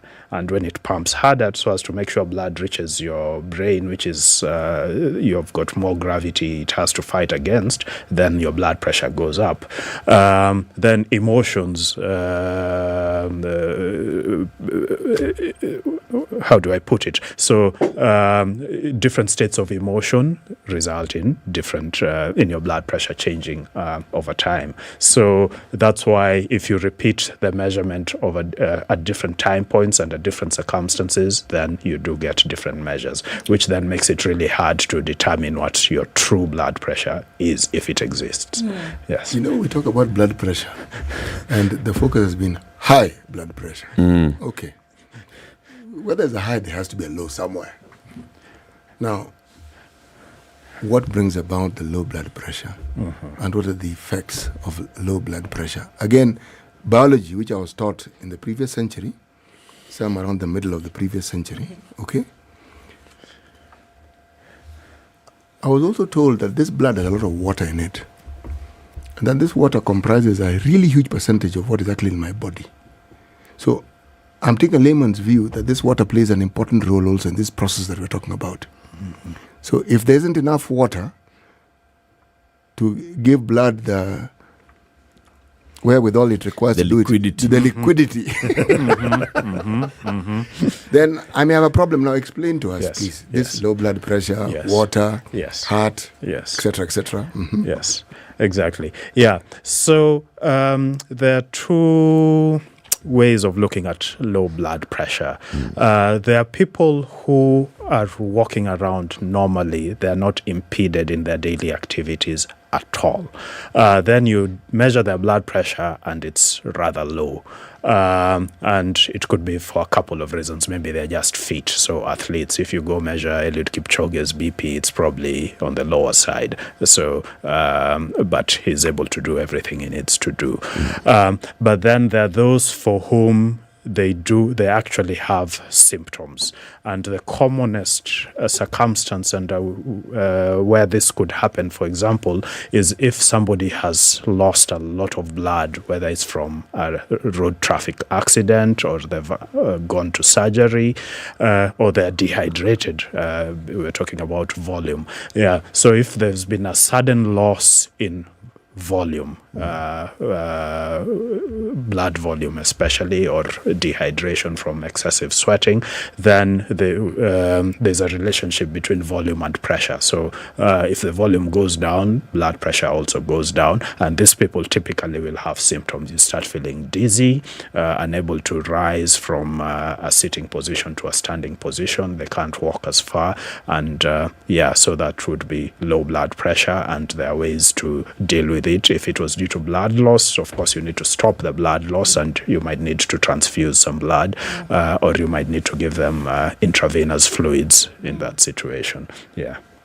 What treatment methods, I mean, along with research, some of the factors you said, still unable to find out, but what treatment methods then are being used for the 10% of those who've sought care in rural communities? What treatment are they on, in terms of then being able to find it and its affordability? Yes, so the many challenges. The treatments that are available, you first start with lifestyle modifications, because those are the easiest, cheapest, most sustainable methods. So reducing salt in the diet, modifying the diet appropriately so that it doesn't cause obesity, exercise, and reduction in alcohol intake, reducing smoking. All this will play a large role in controlling hypertension. Then on top of that, if those don't work, then you introduce medications, and there are a couple of medications. I won't go into the names, but the medications that are there. But as you rightly point out, there are multiple challenges, starting with awareness, then there are challenges within the health system. So, for example, availability of the medications. People might be willing to take the medications, but they go to the health centers and the dispensaries and they don't find the medications there for multiple reasons. Or they might find the medications, but they're too expensive. Or they can afford the medications, but they can't stand some of the side effects, for example. So all of these factors play a role in the dismal numbers we're seeing of people who have their BP and their blood pressure under control. Would you take this? I mean, would you take this until the symptoms, improve, as it were, or are we talking about lifetime treatment? So generally, it's lifetime. So there are few people who have what we call secondary hypertension, which is you have a clear trigger or precipitating factor. So they could have been having kidney disease. You treat that kidney disease and their blood pressure settles. But for the majority of people, or they have thyroid disease and other illnesses. But for the majority of people, once they're diagnosed with hypertension, then the measures to control hypertension, including medication, are things that they need to follow through for life. And this is in the absence of symptoms, remember, because we said the symptoms only come when you're getting your stroke, but you're taking the medications to prevent you from getting that stroke or that heart attack or your heart failing. Someone is asking, what are the side effects of those different treatments? Yes. Those ones. Okay. So there's a joke that my friend, a colleague of mine, frequently gives, that the biggest side effect is becoming broke. Yeah, because the cost. It's expensive. It's expensive, yes. He puts it in a better way. I hope I'll remember. But so expense is a major one, but in terms of the common side effects, they can cause some dizziness. Some of them, they work by, we've talked about volume. So if you've got excessive blood volume, that can raise your blood pressure. So some of the drugs work to reduce your blood volume by making making you urinate a little more frequently. So, and that can interfere with your sleep. You've got to wake up 2-3 times to go to the loo. So that's a common side effect. Then a couple of others which vary. For example, some men might complain that it can cause some of the medications might cause impotence, for example. Others, for women, there's some of the medications for hypertension can, if they do get pregnant, can cause problems with the babies, for example. So, but in the majority of cases, many of these side effects are generally mild, and the benefits far outweigh the benefits of taking the medications far outweigh the side effects. If one is on blood pressure, hypertension medication, is it possible for them to get to a point where they no longer need to take the medication? Can they be weaned out of the medication?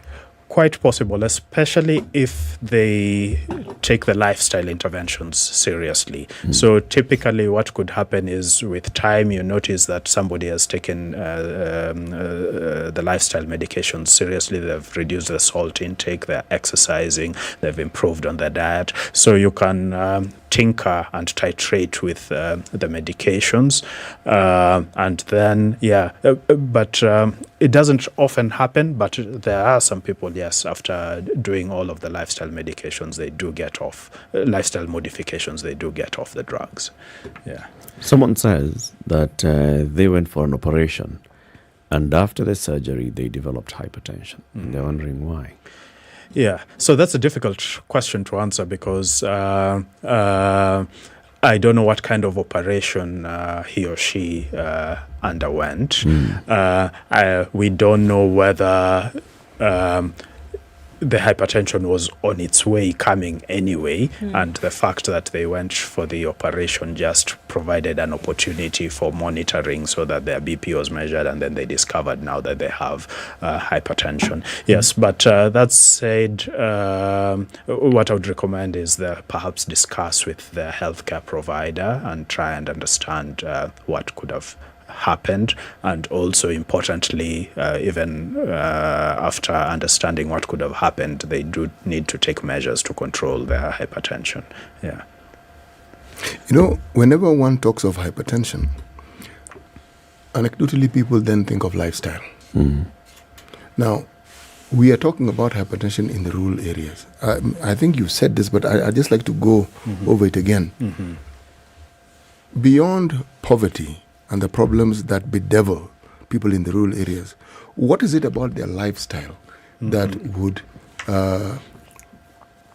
predicate them towards having these numbers that we're talking of? And again, when you bear in mind that healthcare seeking behavior among most of the people in this country, especially among men, it has to do that death threat. Otherwise, one is very, very unlikely to go to a health facility where something like your blood pressure can be monitored.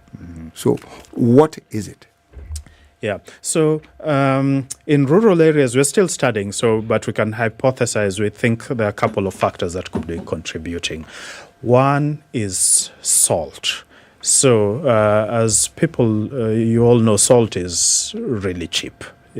People complain about cost of living increasing, but you rarely hear people complaining that they're too poor to afford salt. So, and in rural areas, salt is used quite a bit, both as a condiment, you add it to the food, but also as a preservative for food. And all this eventually gets into the body and raises people's blood pressure.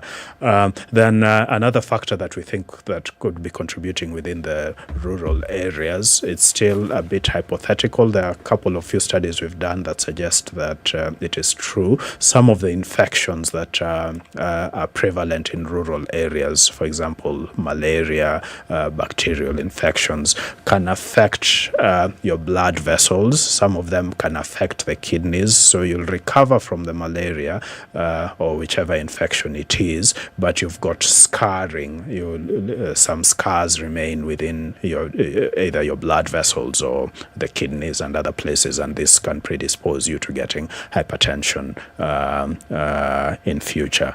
Yes. There's another question here, actually quite a couple.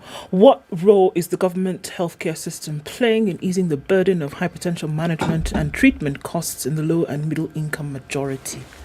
Yeah, so quite a number of efforts and initiatives are underway within the government. There is an increasing recognition that a community-based strategy is necessary in order to control hypertension. So I'm aware that there are discussions about facilitating community health workers across the country. Right now they're known as community health volunteers because they're not paid. But there's a community health worker policy that the Ministry of Health has developed and is hoping to implement, which will strengthen the community health system. And once that is strengthened, because you've got these people who are in direct contact at the primary healthcare level with the community, then they'll be better able to identify people with hypertension, so that this issue of people not being aware that they have hypertension because they've never had their blood pressure measured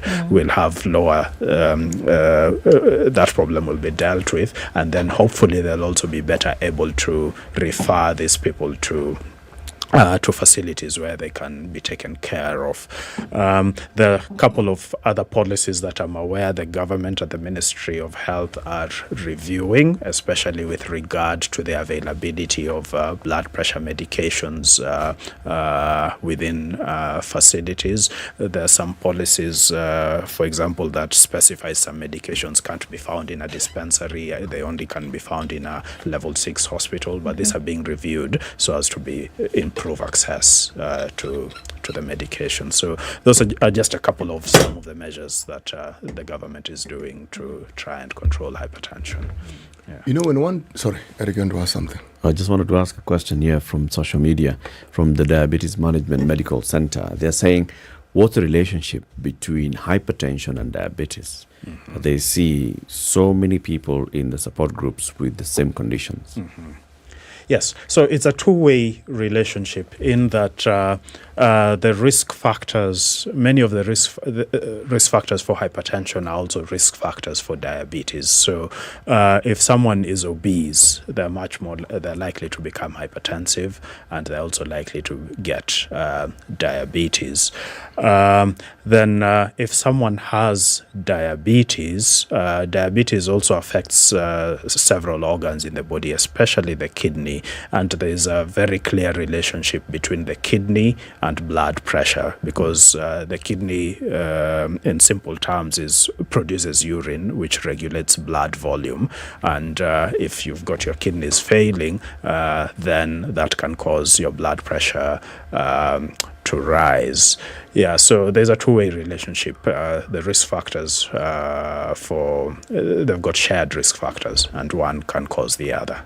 As a researcher, when you look at some of the causes and you look at some of the reasons behind hypertension, I'm sure you also think of ways in which these things can be mitigated against. Now, what has your research findings directed you towards when it comes to reducing these incidences and ensuring that the numbers not just stay down, but they reduce significantly? One. Two, how does one then, what would the research findings help you in finding a pathway to which one can detect these conditions at an earlier stage? Yeah, so even though we talked about, and I mentioned that there are some factors which we don't know about that could be contributing to hypertension, we do know quite a lot about hypertension, and we definitely know enough to be able to control it. The problem is we are not implementing this knowledge appropriately. So it's more of systematic issues that need to be addressed. We shouldn't be in a situation where, as you say, someone only gets their blood pressure measured under the threat of death. Yeah. So if it becomes a normal activity, preferably maybe through community health workers who could be measuring blood pressure for people at their homes, then we'll be better able to detect these people who have hypertension. Then improving the health facilities in terms of making sure they have enough equipment to measure blood pressure. There's simple things you'll be surprised that are a problem in many of the facilities. So the devices that are currently in use are electronic. They require batteries. Yeah, so you find batteries have run out. In order to buy the battery, you need authority to incur expenditure and the whole administrative process. So the more hurdles you put, the less likely for that blood pressure to be measured, the less likely for someone to start treatment. So it's an entire cascade from detection of blood pressure, referral to the health facility, somebody taking their medication, someone understanding that you need to take this medication even though you're not feeling any symptoms, but we're assuming that this person you're telling to take the medication can afford the medication, which is not necessarily true. As health workers, we perhaps fail in trying to explain some of the side effects that are to be expected, and some people then become susceptible to myths that are out there about the side effects and therefore stop taking the medications. So it's an entire cascade along that unfortunately now leads to the increased burden of strokes and heart failure, heart attacks that we see due to poor control of hypertension. So basically what you have said is it's a public health concern in Kenya. It is. And therefore it needs better addressing from policy to programmatic implementation. And that will come at the public health level. First of all, better testing so that you improve in the rural areas from 10% to as close to 100% as possible. And in the urban areas from 25% to as close to 100% as possible. That is access. Yes. And encouraging people to have this habit of just going to check. Okay. And then after you have been found to be hypertensive, access to the treatment. Affordable treatment. Okay. This is money. Okay. Thank you. The message is home. Thank you very much. Thank you very much. Dr. Anthony Atiang is a doctor and head of epidemiology and demography at the Kemri Wellcome Trust Research Program. He's been here with us this morning talking about improving hypertension control in rural sub-Saharan Africa. We've learned quite a bit of this, and yes, we know that this needs to be addressed, but let's do what we can. And this is just presenting yourself to a health facility and saying, let's do the tests, right? And it's that one of just wrapping the thing on your arm, they pump, and then they tell you, one whatever over one whatever. Uko sawa. Or we need to have another conversation. I hope it's not over one something. Yeah. Keep it here for more conversations coming up in the next hour. We'll also open up the phone lines to engage with you. A very good morning. It's 9 o'clock.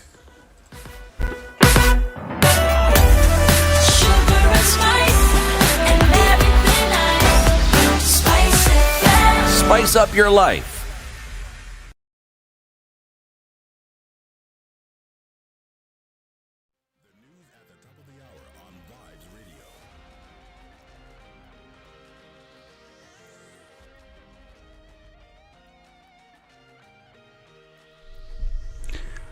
Good morning, this is Newswire. Dennis Aseto. The National Prayer on Drought and Hunger at the Nairobi National Stadium is about to kick off. Various leaders, including First Lady Rachel Ruto, Attorney General Justin Muturi, and other leaders have already arrived at the venue. President William Ruto urged Kenyans to turn out in large numbers to pray for an end to drought and hunger in the country. We're going to follow up on this developing story. Be sure that we'll be bringing you the very latest in our subsequent news bulletin. Now, Health CS Susan Nakhumicha says her ministry will work with county governments to ensure that Kenyans receive affordable and quality healthcare services. Speaking in Nakuru, the CS highlighted the importance of collaboration in the healthcare sector. She urged Kenyans and health practitioners to continue to advocate for better healthcare services and support the efforts of the Ministry of Health and county government in providing affordable and quality healthcare to all citizens. Now, players in the ICT sector are staring at severe budget cuts in revised spending plans that could see new programs shelved and ongoing projects interrupted. The Ministry of Information, Communications and Technology is one of the biggest losers in the 2022-2023 supplementary budget after its overall budget was slashed by 5.2 billion shillings. The National Treasury proposed budget reduction of 570 million shillings in recurrent and 528 million shillings in development expenditure. The budget cuts will affect service delivery at various state agencies. When members of parliament resume sittings today, consideration of the first Kenya Kwanza supplementary budget will be on the agenda. Appearing before the ICT committee led by Dagoretti South MP John Kiarie, Cabinet Secretary for ICT Eliud Owalo sought budgetary support and increased funding, saying the budget reductions will adversely impact job and wealth creation and will slow down the implementation of various projects. Now, Labour and Social Protection Cabinet Secretary Florence Bore is appealing to the International Organization for Migration to consider extending support to Kenya's ongoing efforts to streamline labour processes. In a meeting with the visiting IOM Director General Antonio Vitorino, Bore underscored the need to close existing gaps in the sector through the strengthening of labour migration information systems. She said Kenya has several information systems which are relevant in the labour migration cycle, but noted that the same systems lack sufficient capacity to serve the needs of the migrant workers, the government, recruitment agencies, and other key players. The private sector will now be able to establish firms to inspect and recommend vehicles for road use if the new bill by the National Transport and Safety Authority sails through.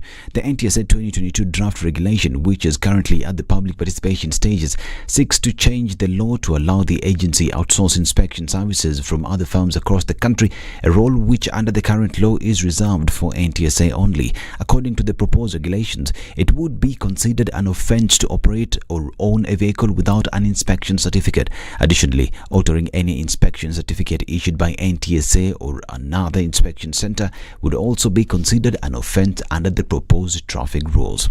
Now, 3 suspects are in police custody for allegedly spiking revelers' drinks at a popular club along the Eastern Bypass Road. DCI detectives said that the trio were arrested after a barman attending to the revelers noticed the sudden turn of events of 3 men who appeared to be zombified all at once. This led to the management of the club to call officers who responded immediately. The 3, all women, were soon nabbed after security officers arrived at the scene. The suspects are expected to be arraigned in court today. Now, 2 women charged in a Mombasa court with failing to report the defilement of a 5-year-old minor. Bahati Juma Said and Mwanakombo Ramadan allegedly conspired to obstruct the cause of justice by failing to report the minor's defilement to the police. Chief Magistrate Martha Mutuku had that the 2 suspects conspired to defeat justice by aiding the perpetrator Salim Juma to escape. The particular of the charge sheet is that the accused persons committed the offence on February 6th at Msikiti Nur area within Mombasa County. The suspects pleaded not guilty and were each released on a 200,000 surety bond with an alternative cash bail of 100,000 shillings. The case will be mentioned on February 27th.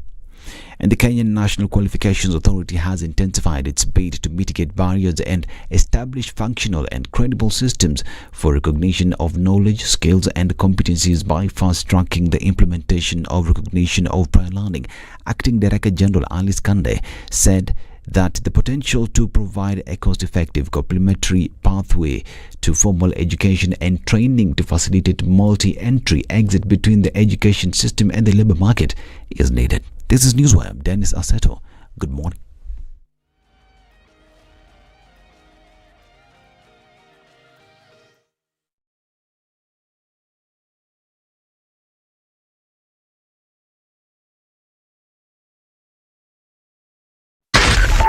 .4 Spice FM, Nairobi. Okay, so it's still heavy on the Thika Superhighway, heavy coming into the city. Everywhere you look today, there's traffic. It looks like traffic hour is going to end a bit later today than usual. Kamburu is still doing the business there. Coming off James Gishore is looking a little bit better as you get towards Wayaki Way. But so we're just going to take it all in stride, see what happens by the time we get around 9:30. Yes. SpiceFM KE on Twitter. Talk to us there. Let's keep things moving this morning.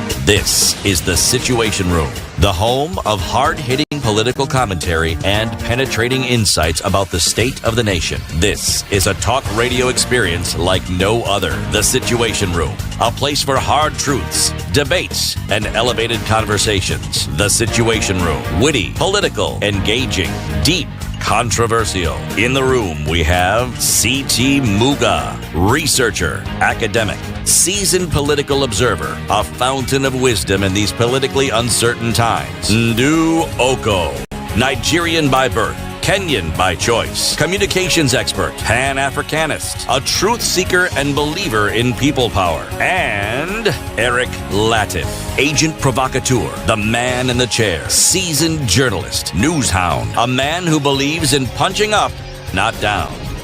This is the Situation Room, All right, the only way to start your day. Have you gotten yourself the new Showmax deal? In a give, kugive. In a give, Nini? 300 shillings at least is what you spend on your Showmax subscription, watching your favorite movies and stuff. But in a give, an extra month, imagine. Whatever you spend, extra month. Extra. Yeah. In a give. Yes. Go to showmax.com and see the packages that they have. Sign up today. For any 1 month that you sign up for, you will get an extra 1 month free. City? Yes. What again is that proverb from Zambia? The proverb from Zambia is very simple. Take care of the neck. Necklaces are not difficult to find. Take care of the neck. Please. Necklaces are not difficult to find. No. It is the neck. It's the neck that's difficult to find. It doesn't come with a spare. No, it doesn't. That's why we have 2 eyes, we have 2 ears, nostrils, 2, mouth, 1, neck, 1. But then we compensate 2 arms, 2 legs, 2 shoulders. Yes, and that neck, that's where your head is. And head, 1. So, yes, little food for thought. Chunga. Chunga sana. City? You know, one of the things that I always find particularly interesting is how it is we are able as a country to trivialize the most important things. Now, any nation on this earth has the one asset, the one valuable commodity, the one valuable product that requires protection more than any other. It's called the generation. And that is represented by children, young people. Because in the absence of many of these young people, then the generation that is supposed to come next, well, you've as good as extinguished it. People get old, the normal cycle of life, they leave this planet and other people take over. So one would assume that the focal point of anyone who is in leadership or any government that is in leadership is that this future generation is protected more than anything else that we speak of. But when we look at the manner in which our education system is being managed as we currently speak, and the many confusions that we have within it, and the debates that we have within it, and the priorities that are given beyond the debate to actualize the very thing that would benefit these young learners, I have difficulties claiming that indeed we are taking care of the most valuable asset we have in this nation. I would say we're treating that asset carelessly, callously, and we are depriving the nation of the benefit of what these generations can actually contribute to it. So what you're saying is we should stop what we're doing and sort this one out as an emergency. We should stop talking. If there is talk, it should be what the timetable with which we want to implement certain things and the things we want to do. The CBC discussion began with the previous government. We heard of fantastic desks. We heard of new classrooms. We heard of taking work to the community so that all these projects could also benefit. We heard. We even got reports of certain achievements. But I have not seen any report that tells me that all these schemes and the money that was allocated, that we have 100% success rate of what was intended. Now, all these were supposed to be in preparation for what we've been debating since this year began, towards the end of last year and this year, the rollout of the CBC and how it is these new entrants into this new system were going to be accommodated. That was the purpose. A task force is set. Task forces in this country are always that task force. They are always set to try and tease out the information that is needed, get public participation. And then once the public participation has been concluded, the data has been analyzed, and we get to a point where we understand the way forward. All right, this bit about the implementation, it somehow always eludes us. Always. And yet with every passing year, the amount that we spend on education is the hugest budget item in the nation's budget, the hugest. Are we getting that value for this money? Because this money is supposed to be spent on the children and their learning processes. The sentiment has been preferred that this is old news. That, we've talked about, we understand. See, we'll get by. See, eventually, the TSC will hire teachers. The books that are supposed to be on their way, see, they will reach. We'll be in midterm in 3 weeks. See, they'll read. So the sentiment is that, you guys, okay, talked about it is enough now, we've heard. Okay, so there's bumps along the way. It will be done, it will be sorted, they'll go to school. What do you think about that? If you look at the nations we like admiring, talking about, use as an examples, and we talk about their greatness, you'll find that greatness, among the contributors, the greatness is the greatness of the education system. The focus and the attention, deliberate attention that is paid to ensuring that the people who provide this education to the learners are the best that the country can have. And then the systems are student-centered, meaning they are purposed and they are deliberately engineered to ensure that the students that come out of this system are the sort of students with the qualifications and abilities that the country needs, and then they ensure that they fit into the areas that the country considers to be worthwhile. Now, when you have a wholesale approach to education, where somewhere along the line you introduce a little witchcraft and hopeful thinking and magic thinking that this thing, essentially voodoo, that this thing will work. What do you mean it will work? These things have to be made to work. That deliberate effort has to be seen. And the deliberate effort we see is in the amount of talk about it and around it. And every time it is pointed out something is amiss, that is brushed aside and more talk comes in. Every time an issue that requires rectifying is talked about, a lot of talk, then the issue suddenly brushed aside, another issue comes up. Now surely, is this how you lay down a foundation of ensuring that this country goes beyond this particular decade and that we actually guarantee that the people in whose hands this country will be left in were given the opportunity to bring out the best that they possibly can? Is this what we're doing? This issue of the transition, by the way, it raises very many questions. We now seem to be focusing on, what is it that we should be doing now?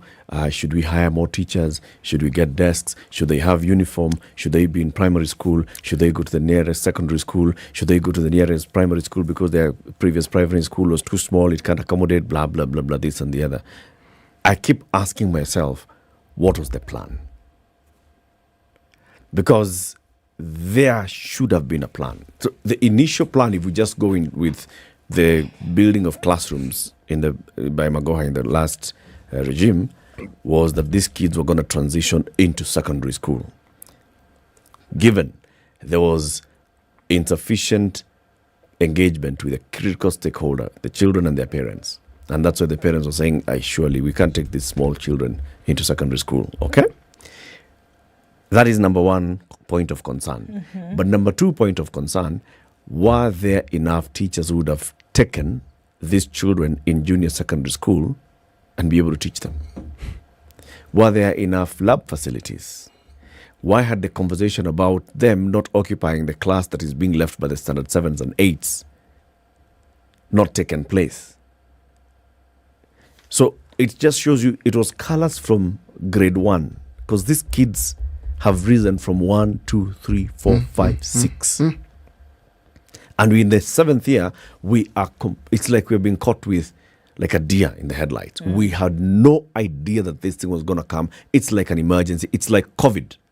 And oh my God, so now we've got to deal with what we have because, it's an emergency. The kids, let them just go to school. We are going to scramble teachers and send the teachers there. It's an emergency. It's not an emergency. The transition from 6 to 7 is not an emergency. It was planned. It was seen that this was going to happen. How are we here where we are? And if we are then here where we are, should this not be the number one conversation that we're having? It only require 3 weeks a month and we sort it. But we're not having that conversation.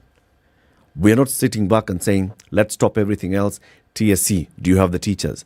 All right. Once TSC has actually identified the teachers and given them their appointment letters, do they need any form of orientation into the CBC curriculum and what they ought to be teaching? These 13 subjects that they're teaching in grade 7, what are they? Okay, what do we have in terms of facilities for labs, for workshops? Do we need to... These are the conversations that we should be having. We should be having this working party, probably as it's continuing with its conversation there, Machogu should be sitting somewhere at KICD with stakeholders and saying, we close the doors morning to evening, come back tomorrow morning till evening, come out of there with a solution. 2 days are enough. This is what we're going to do. This is the situation on the ground. This is the plan. From Monday, we move. But we don't. We are all over the place. Now you're talking of teachers are going to be, okay, the TSC is in the process of hiring teachers. It started with the MPs that are going to identify teachers in their constituencies because of blah, blah, blah. So TSC is having to deal with the politicians and the teachers that need to come from. Teachers are not in school. Children are in school. Children are being told, buy new uniform. Parents are wondering, buy new uniform. My God, now. So there's a whole debate now. Do we need uniform for JSS? Do we not need uniform for JSS? There's a whole debate of do we need desks for JSS? Do we not need... These are not conversations we should be having. Something is amiss.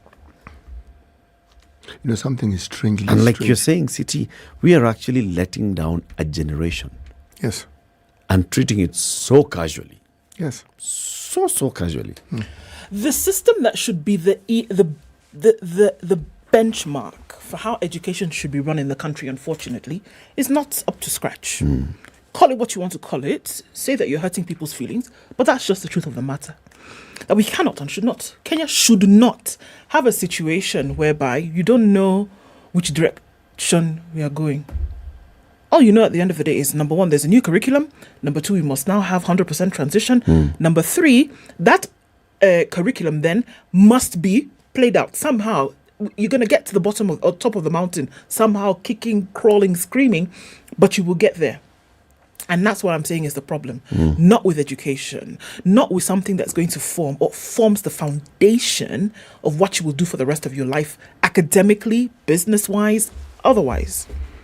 You cannot have this kind of fumbling in the dark. Let's look for the light switch. Let's light a candle. You can't. You can't do that. And I think it's about time for the thinking surrounding all of this to change. To change, not amend your thinking. No, there needs to be a seismic shift in the manner of thinking about how this education is going to be applied. It cannot be. What year are we in now in the implementation of CBC? It's been going from year to year. This thing is not 2018, 2017, 7 years. It's 7. They're joining this grade 7s. Started when they were coming into primary school. They started at 1. Yep. It cannot be that in the 7th year of a new curriculum, we're still in the dark. Where's the light switch? The lights have not come on yet. We've gone from one administration to another. We're still fumbling about.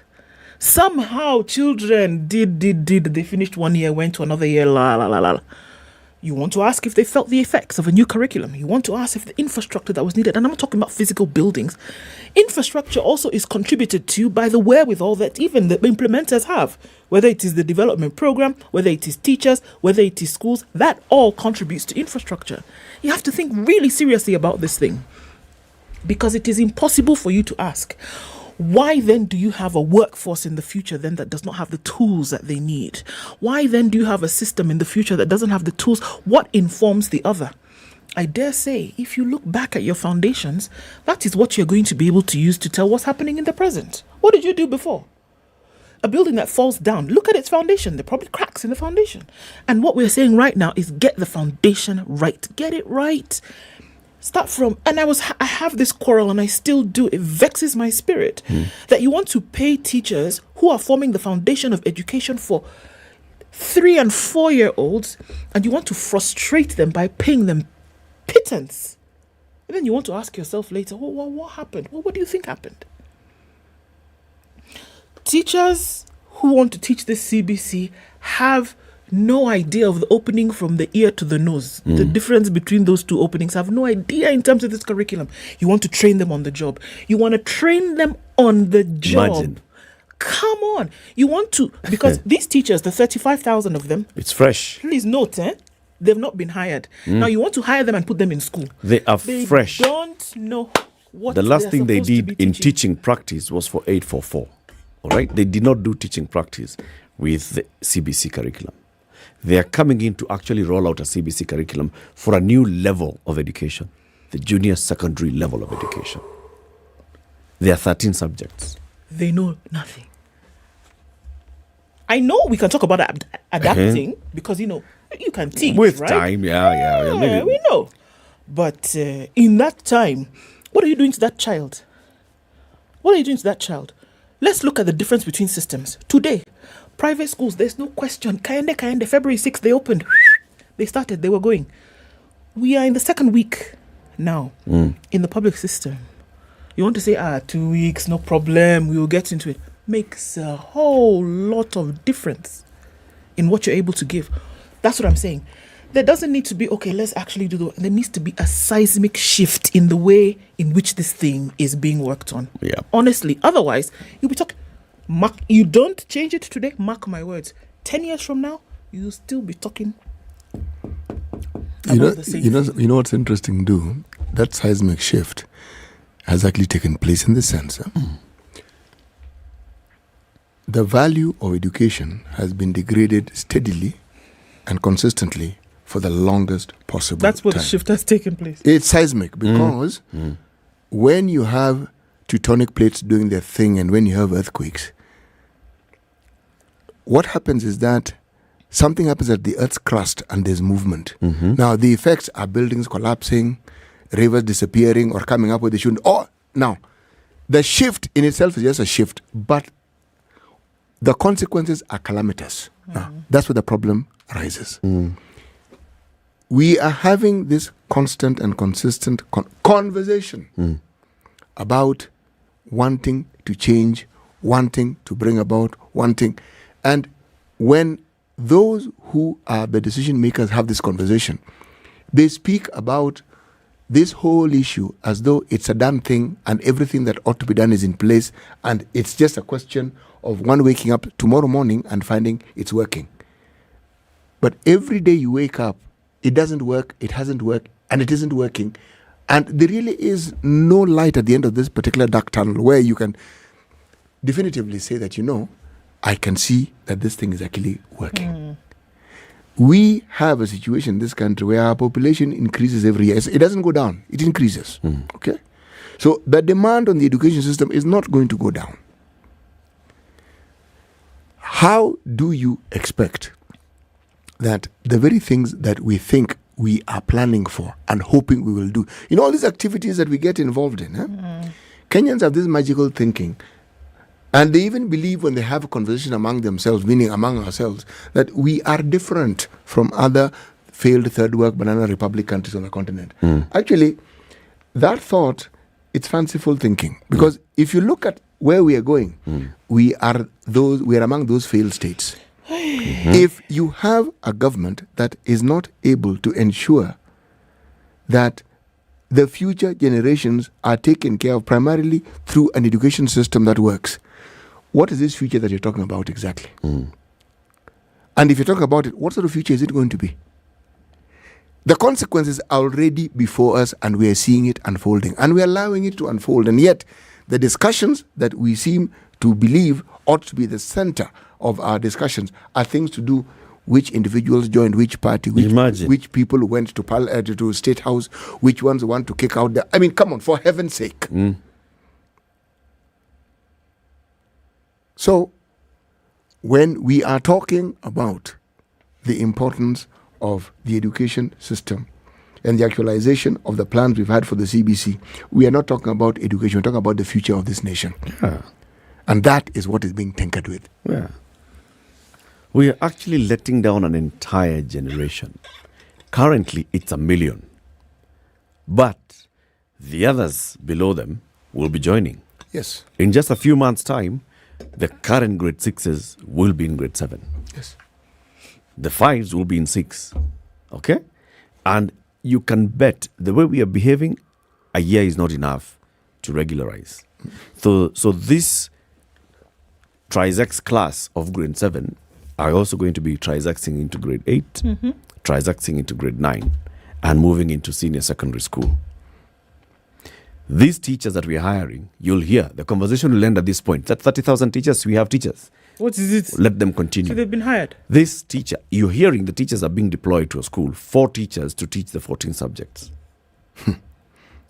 You must take from science to math to English to literature to everything. The 4 of you, mujipange. However you're going to do it, just do it. Mujipange. Yeah. Whichever of you can do math, the sciences, do the sciences. The other one, do the arts. Hey. You know what? Actually, you know what? Don't be surprised at the results. You get what I'm saying? Yeah. If you want to make a cake and you put eggs, flour, sugar, you get a cake. Abby, you get a cake. Yep. If you want a fumbled mess of something, then put cardboard, put eggs, at the same time, then put some sand, you get a fumbled mess of something. Same thing here. If you want no semblance of order, priority, importance in this foundation of children that you're bringing out in a public system of education, then do whatever you want. Hire like that. Pay them as you wish. Pay them when you wish. Start the school term halfway through. Do whatever you want. In order to get a fumbled mess of something at the end of your baking process, do just that. You will do that, and you will get the result. So don't be surprised at the result that you get. Actually, don't be like, what happened to this generation? Why are they like this? Why can't we get? Why did we see such results? Why did we see such that learning is not up to scratch? Well, what did you put in? What did you put in? Don't be surprised at the outcome. If you cannot trace back and see the ingredients that you put into the process and how you allowed the process to stand through the cooking. So don't be surprised. Unless you want something else, then for me, I mean, it blows my mind. If you want something different at the end, do something different in the beginning. You know, my generation, or a generation of grandfathers really, traditionally, if you look at the age at which people get married and have children, and to hear my generation talk about these youngsters, you'd think they played no part in creating these youngsters. And anything that they see and they find critical, it's like they're removed from it. This blindness of not seeing how you contributed significantly to what this outcome you're seeing. And then the blame game begins. And then the blame game over time now becomes a national culture. So that every time there is an issue, the discussion around it is to look for who to blame for this situation, but never yourself. You never see yourself as a contributing agent to this situation that you find so abhorrent. But you find that you have contributed when you're critical about it and you find fault. How on earth do you really think change is going to come about when you don't look at what it is that you can do to become part of the solution, as opposed to being part of that talk shop where all you do is say things? You see, actually, they've tried. Yes, yeah. We've improved significantly. Yes. We are trying. I mean, under the circumstances. If you know how it was 10 years ago. And then, when you talk to my erstwhile honourable members of parliament, and then there's discussion, do you know what the committees do? Do you know just how much they put in? I have difficulties understanding. Are we supposed to thank people for what we pay them to do? I mean, this is the thing I really find. And then you're doing a terrible job of it. We are supposed to thank you for this terrible job that you keep doing for us.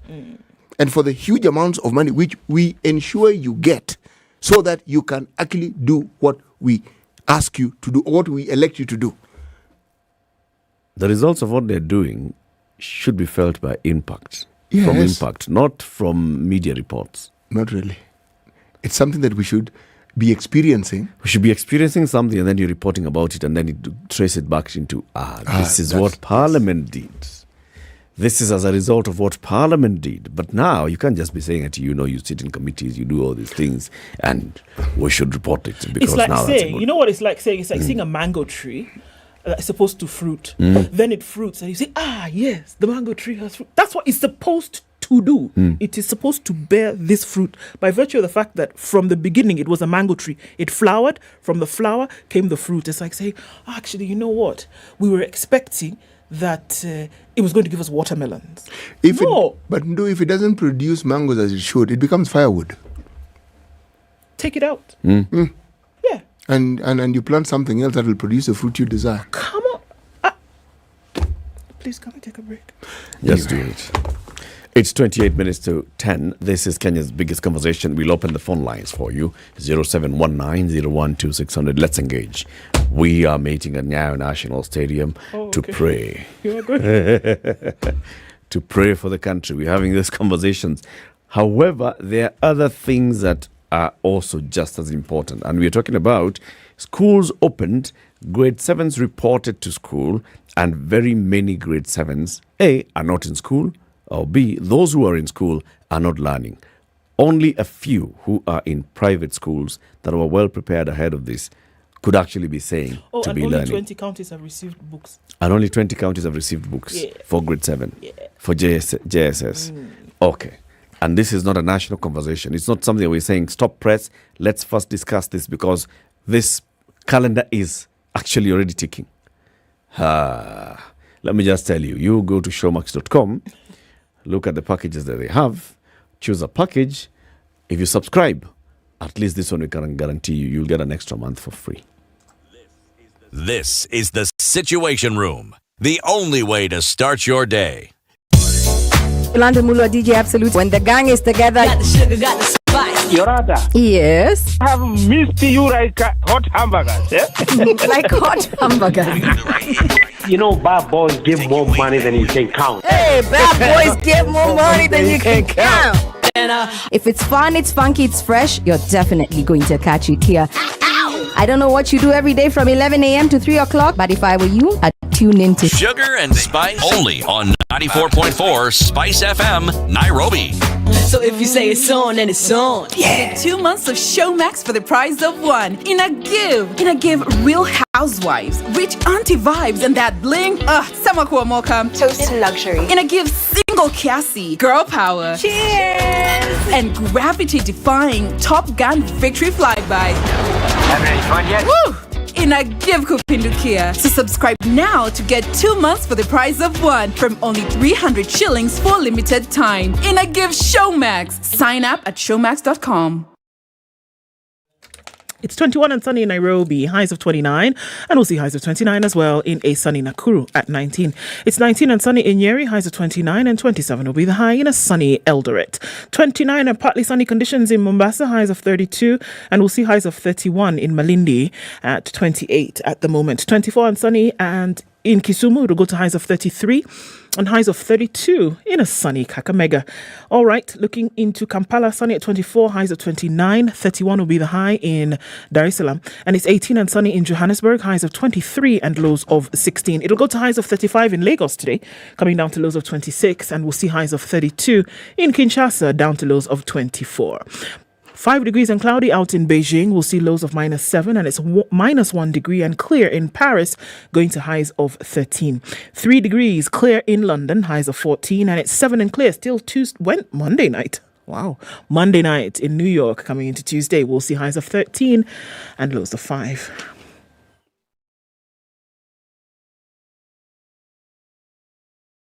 Mature, intelligent talk every morning. Done right. 94.4 Spice FM, Nairobi. All right, looking onto the Thika Superhighway, it's coming, a little bit better, but still heavy as you're coming in from Utali at the Drift. Kiambu Road also thinning out, so that's good. Into the city from Gong Road doesn't look too bad. Limuru Road also still pretty busy coming in through. And Western Chiromo, that whole area coming out through was Wayaki Way. We'll still have some traffic for some time as we will on Gong Road. But more or less out of traffic hour. I'll keep an eye on things on SpiceFM KE on Twitter.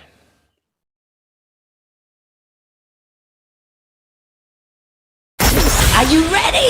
Okay. Spice FM. Business news with Spice FM. I'm Dennis Aseto. Former Wildlife Principal Secretary Susan Koech has been nominated to the post of the Deputy Governor of the Central Bank of Kenya. Tuesday's Senate order paper indicates that Speaker Amason Kingi is expected to convey the message from President William Ruto and give direction on when her approval hearing will be conducted before the House votes on her suitability to take up the post. Both houses of Parliament are expected to resume sittings today following a 3-month break. DIB Bank Kenya hosted women for a financial conference aimed at empowering them on entrepreneurship and financial literacy and Islamic banking. The conference brought together over 200 women from different religious affiliations across the country. They were taught on women's personal finance, savings and investment, Sharia of money and business management. An online bus ticketing platform Bupass has raised 162.8 million shillings to expand its transport solutions in Kenya and Uganda. The round came from Front End Ventures, XA Network, Google Black Founders Fund and Renew Capital, among others.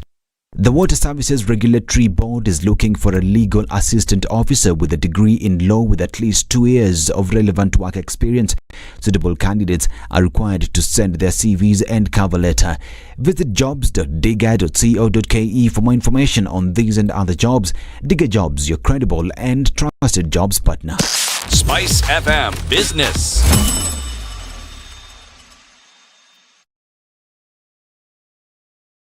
Mature, intelligent talk every morning. Spice up yourself.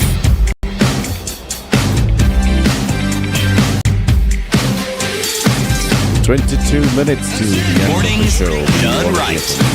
94.012 600. Very many things we're saying are, competing for national attention. And that's why maybe we are praying. Because bwana, watoto wako shule, they are not learning. There's a message from a teacher who has actually shared with us a message. Of course, they've asked us to keep their identity hidden. They were deployed by the TSC to teach in JSS. But the school heads that they found in primary school have been forcing them to teach from grade 4. Reason? The directors of education have told the school heads, you've been having a problem with teachers. We've brought. Now you have teachers. Wait. Start again. That thing you said, the first one. New teacher. Newly deployed by the Teacher Service Commission. Deployed to a junior secondary school. Junior secondary school teacher finds school head.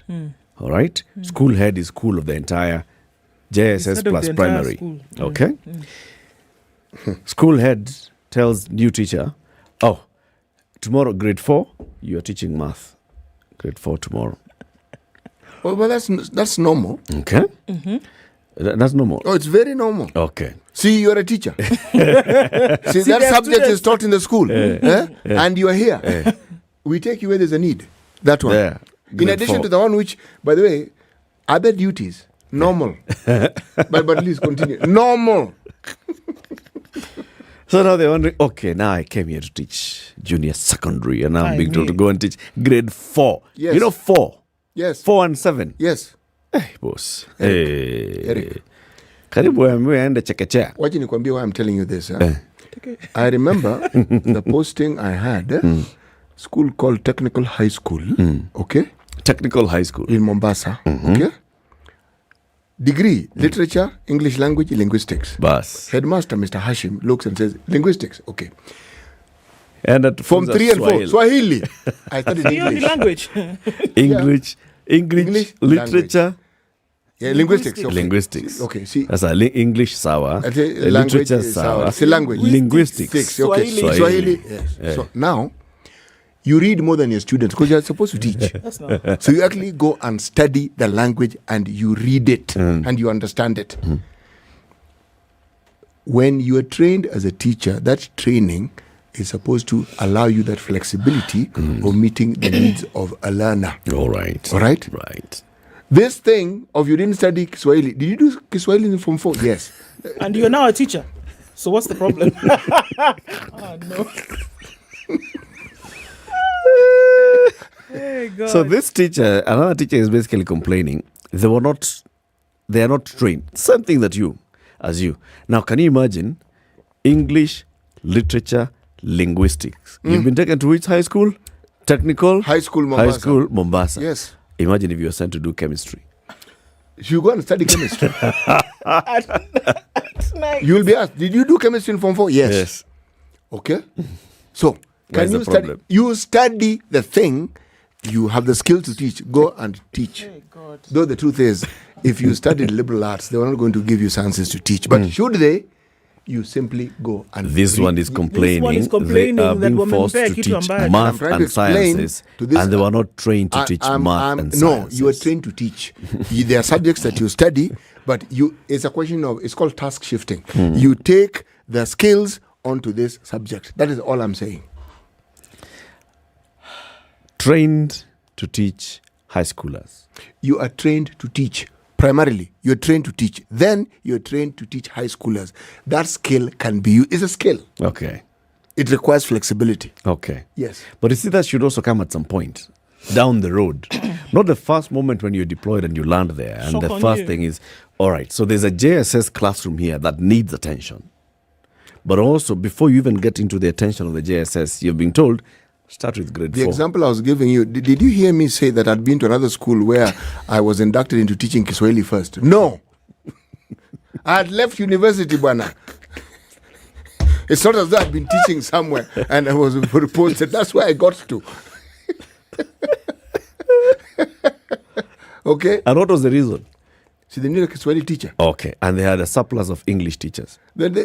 No, there's a guy called Mr. Wala who was teaching English, and they figured you continue teaching English. So we already have Wala who's teaching English. Now, and his burden is not so much. And by the way, don't think I was exempted from teaching English. I was still teaching English. Oh. But I was also teaching Kiswahili. And I was also teaching literature. Was there another Swahili teacher? I think, yes, there was. There were two of us. Oh, so the problem was there had been only one Swahili teacher. Yes. And there was also one English teacher. No, there were two actually. And but they needed a third one. So you've come in and I came in. You're the libero like in volleyball. So I reduced the burden. Now, CT. Yes, please. You see the way you are like this. As opposed to being like that. Exactly? You see the trauma you have. Oh, I see. I've been psychoanalyzed. And a traumatized person is now speaking. You've never forgotten even the names of the other teachers who were teaching Swahili. Yeah. See, I know them. And the name of the head master. I know all of them. Why do you think that was? You see, because you went through a situation. You now imagine you as you are put together, you were able to handle it, but you still have that traumatic experience, right? It's not traumatic. It's traumatic, City. Now imagine somebody has been taken and literally thrown into the wilderness and said, go. What are you suggesting? What effect? Technical high school was the wilderness. What effect? No, I'm saying now. Imagine somebody today thrown. Are you aware? Wilderness is imagery are here. You aware that it's the imagery. CEO We're using of the imagery. Ethics and Anti-Corruption Commission in this country went to technical high school. CT, are you aware? Wait, CT, follow the imagery. The imagery here is that basically thrown into an unknown place, and you know exactly what I'm talking about. So stop being difficult. The thing here is. Now imagine you who now took a responsibility to say, I'm going to confer this knowledge to my students. That I went and read. How many others will do that? Others will just say, they said I should come and teach something that I don't know. Okay, we will come to class tomorrow. May I suggest that they choose another career then? Now, how many of them will do that as opposed to saying, they said I should teach. Here we are, class from 10 to 10:40. We do whatever we need to do. We finish, we go. We write the exam. You pass, you don't pass. Oh, that's not my problem. They said I should teach. I have taught. How many children are resigned to the fate of somebody's frustrations? And that is my problem. Imagine. Let's go to the phone lines. Simon in Mombasa. Hello. Oh, hello. Good morning. Good morning to you. Okay, I'm calling from Kilifi. I'm a student from Pan University. Mm-hmm. And we have a problem in our education system. Not only this CBC. I think I have friends who are doing a Bachelor of Education Arts. Mm-hmm. And one thing we agree is that they think that this CBC was brought to be a solution to the 844 menace that was there. And the point is, like, nowadays you find that a diploma inakuwa considered more than a degree course. So you find like employers prefer like to hire people who have a diploma rather than a degree. So like there is a disparity between, yani, how do you consider a diploma than a degree? You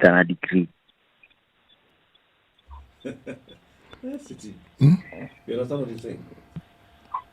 I understand what he thinks. I don't see where the problem is. Where is the problem, Simon? The people who are doing degrees like we, I think we are supposed, we're in the job market, like we are supposed to like have that be considered better than these people with a diploma. That's my point. You know, it's strange though that in this country there's this thinking that if somebody has a diploma, one has an inferior qualification to the person who has it. Because that's really the discussion here. And no, I don't think so. You see, before the subject that we refer to as education, a degree in education existed, people would do a Bachelor of Education, a Bachelor of Arts, and then do a diploma in education, meaning that diploma is what conferred on you the professional qualifications you required to teach. Yes, exactly. That's what it did. So it cannot possibly be inferior if you look at it from that point of view. And the training of diploma students was diploma students, yes, was geared towards ensuring that you provided a course in which somebody who wanted to teach could actually be trained as a teacher. Now, the way I got confused was it took 3 years in a time when I was also training. The same 3 years that somebody with a degree took. So you asked, what's the difference? Yeah, exactly. Because when they're teaching, I don't think you're going to tell the difference that this person actually had a diploma. For instance, many science teachers went to Kenya Science. It didn't offer degree courses. It offered diploma courses. Now, the students did just as well as those who had done a Bachelor of Education in Science. So I personally do not see why it was that difference existed. And if it was a question of the units that one was taught, so why did one take 3 years and the other also took 3 years? Why? It's something I personally could never understand. And yet, the competency of the teachers were the same. There are those who also argue that when you got a diploma of education, it didn't give you the latitude to be able to move into other careers beyond teaching. And yet they argued that those who had gotten a degree in education had more latitude. Again, I didn't understand that thinking. But it's the same thinking in my mind, we have with the training, I'm looking for it and it's lost. The training for nursery school, preschoolers. Yes. ECD. Yes, ECD. I think there's something wrong with that whole configuration.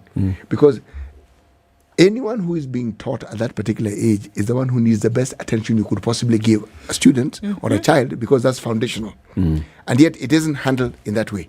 It's handled as though these are people who should be part-time teachers and people who are considered when everybody else has been considered. Now, that to me is very lopsided. The great attention should be at that level. At that level. The foundational level, yes. So again, I can't really help this gentleman. I can only add to his confusion because I myself am also confused. Jose Maria in Nairobi, good morning. Good morning. Can you hear me well? Yes, we can hear you. Yes, thank you. I joined late, but I was intrigued by your last caller, and he asked a very interesting question. And I wanted to comment on it because I'm in human resource myself, and I am a talent advisor myself currently where I work. And it is indeed we do hire diploma graduates in certain roles and consider them more than we do degree roles, and this mainly in the STEM area. And to answer his question, this is why I called in actually just to answer that question, why we consider them more for technical and STEM areas over degrees is because they are more practical, they are more hands-on.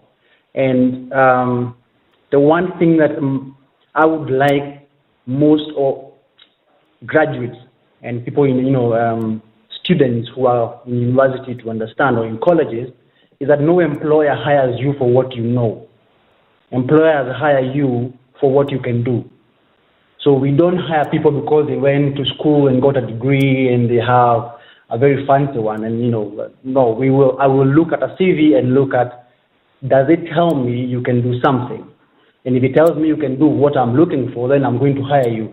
In many cases, irrespective of whatever degree you have. So the reason why, if I am hiring for an engineer, for example, and I have worked in an organization where I used to hire, technical maintenance guys. If I am looking for an electrical technician, I'm not going to get a guy with a degree in, electrical or lights or something. I'm going to get a guy who has a diploma in that field, because the study of a diploma is more practical, is more hands-on, as opposed to a degree which is a bit more theoretical and a lot of information. So a person coming from university after 4 years, they will need time. They will probably actually need to go and study with, do some practicals with guys who done diplomas in the field, for them to actually get a hands-on experience. Has that changed? Because we can't run away from the reality for a lot of folks that they did a diploma when they couldn't do a degree. So I'm hearing you say this has changed now, that you're actually saying a diploma would be specialized. Whereas before it was cheaper, it was shorter, and people used it as an option or an alternative because of inability to get a degree. No, I think. Let me clarify what I'm saying. What I'm saying is, I am trying to answer the question the gentleman asked. Why do we consider a diploma better in terms of when you're hiring for technical roles than a degree? I'm not saying that has. I don't want to comment on the change yet. But the answer is a diploma.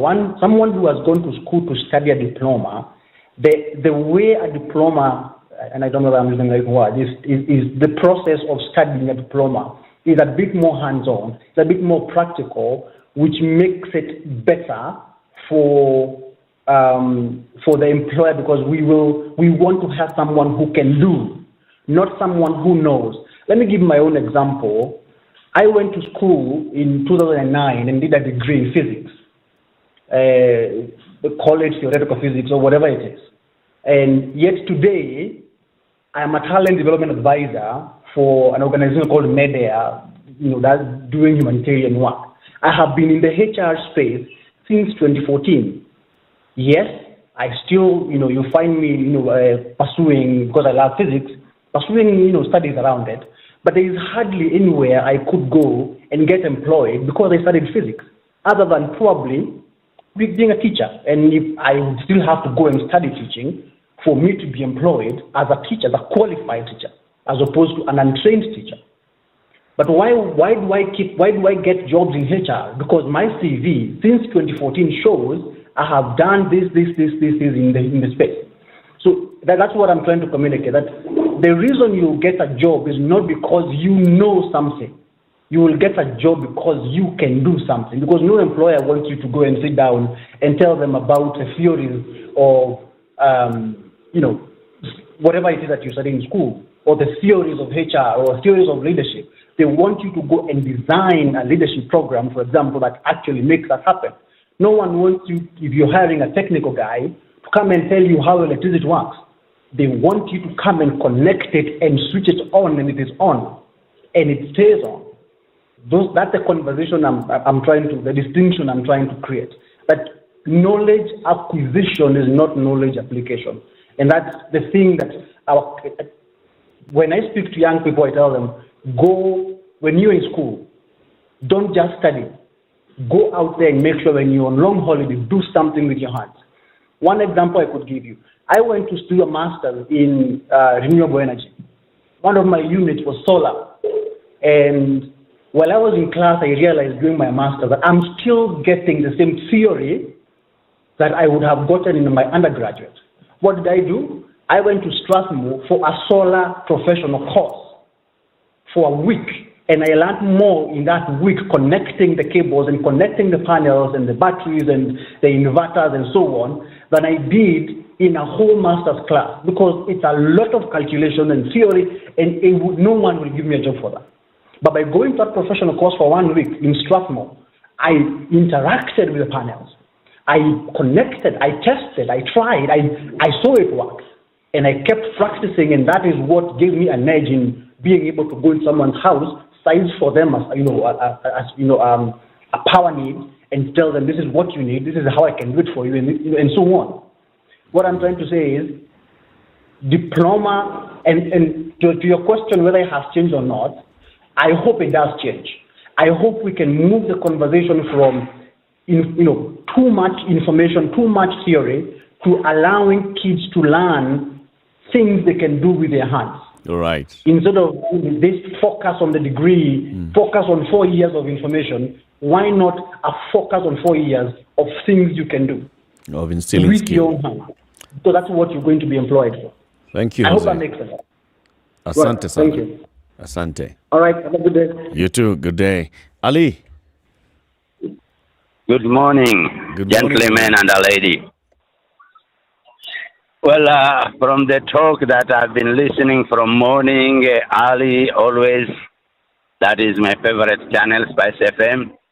It seems as we are lacking the curriculum building into issues of CBC or any type of education that we introduce. I will give you a very simple example. We have a degree in finance in university when you are undergraduate doing finance. You cannot perform finance until you go and do CPA. Does it mean this other teaching career is having the same problem? Are we really ready for CBC or any other new curriculum that we are having? Have we prepared the components of that curriculum properly for people to impact on what they are doing, like the previous scholar before me? That is my question. I feel we do not have the curriculum to teach those teachers who are going to give that information to our children.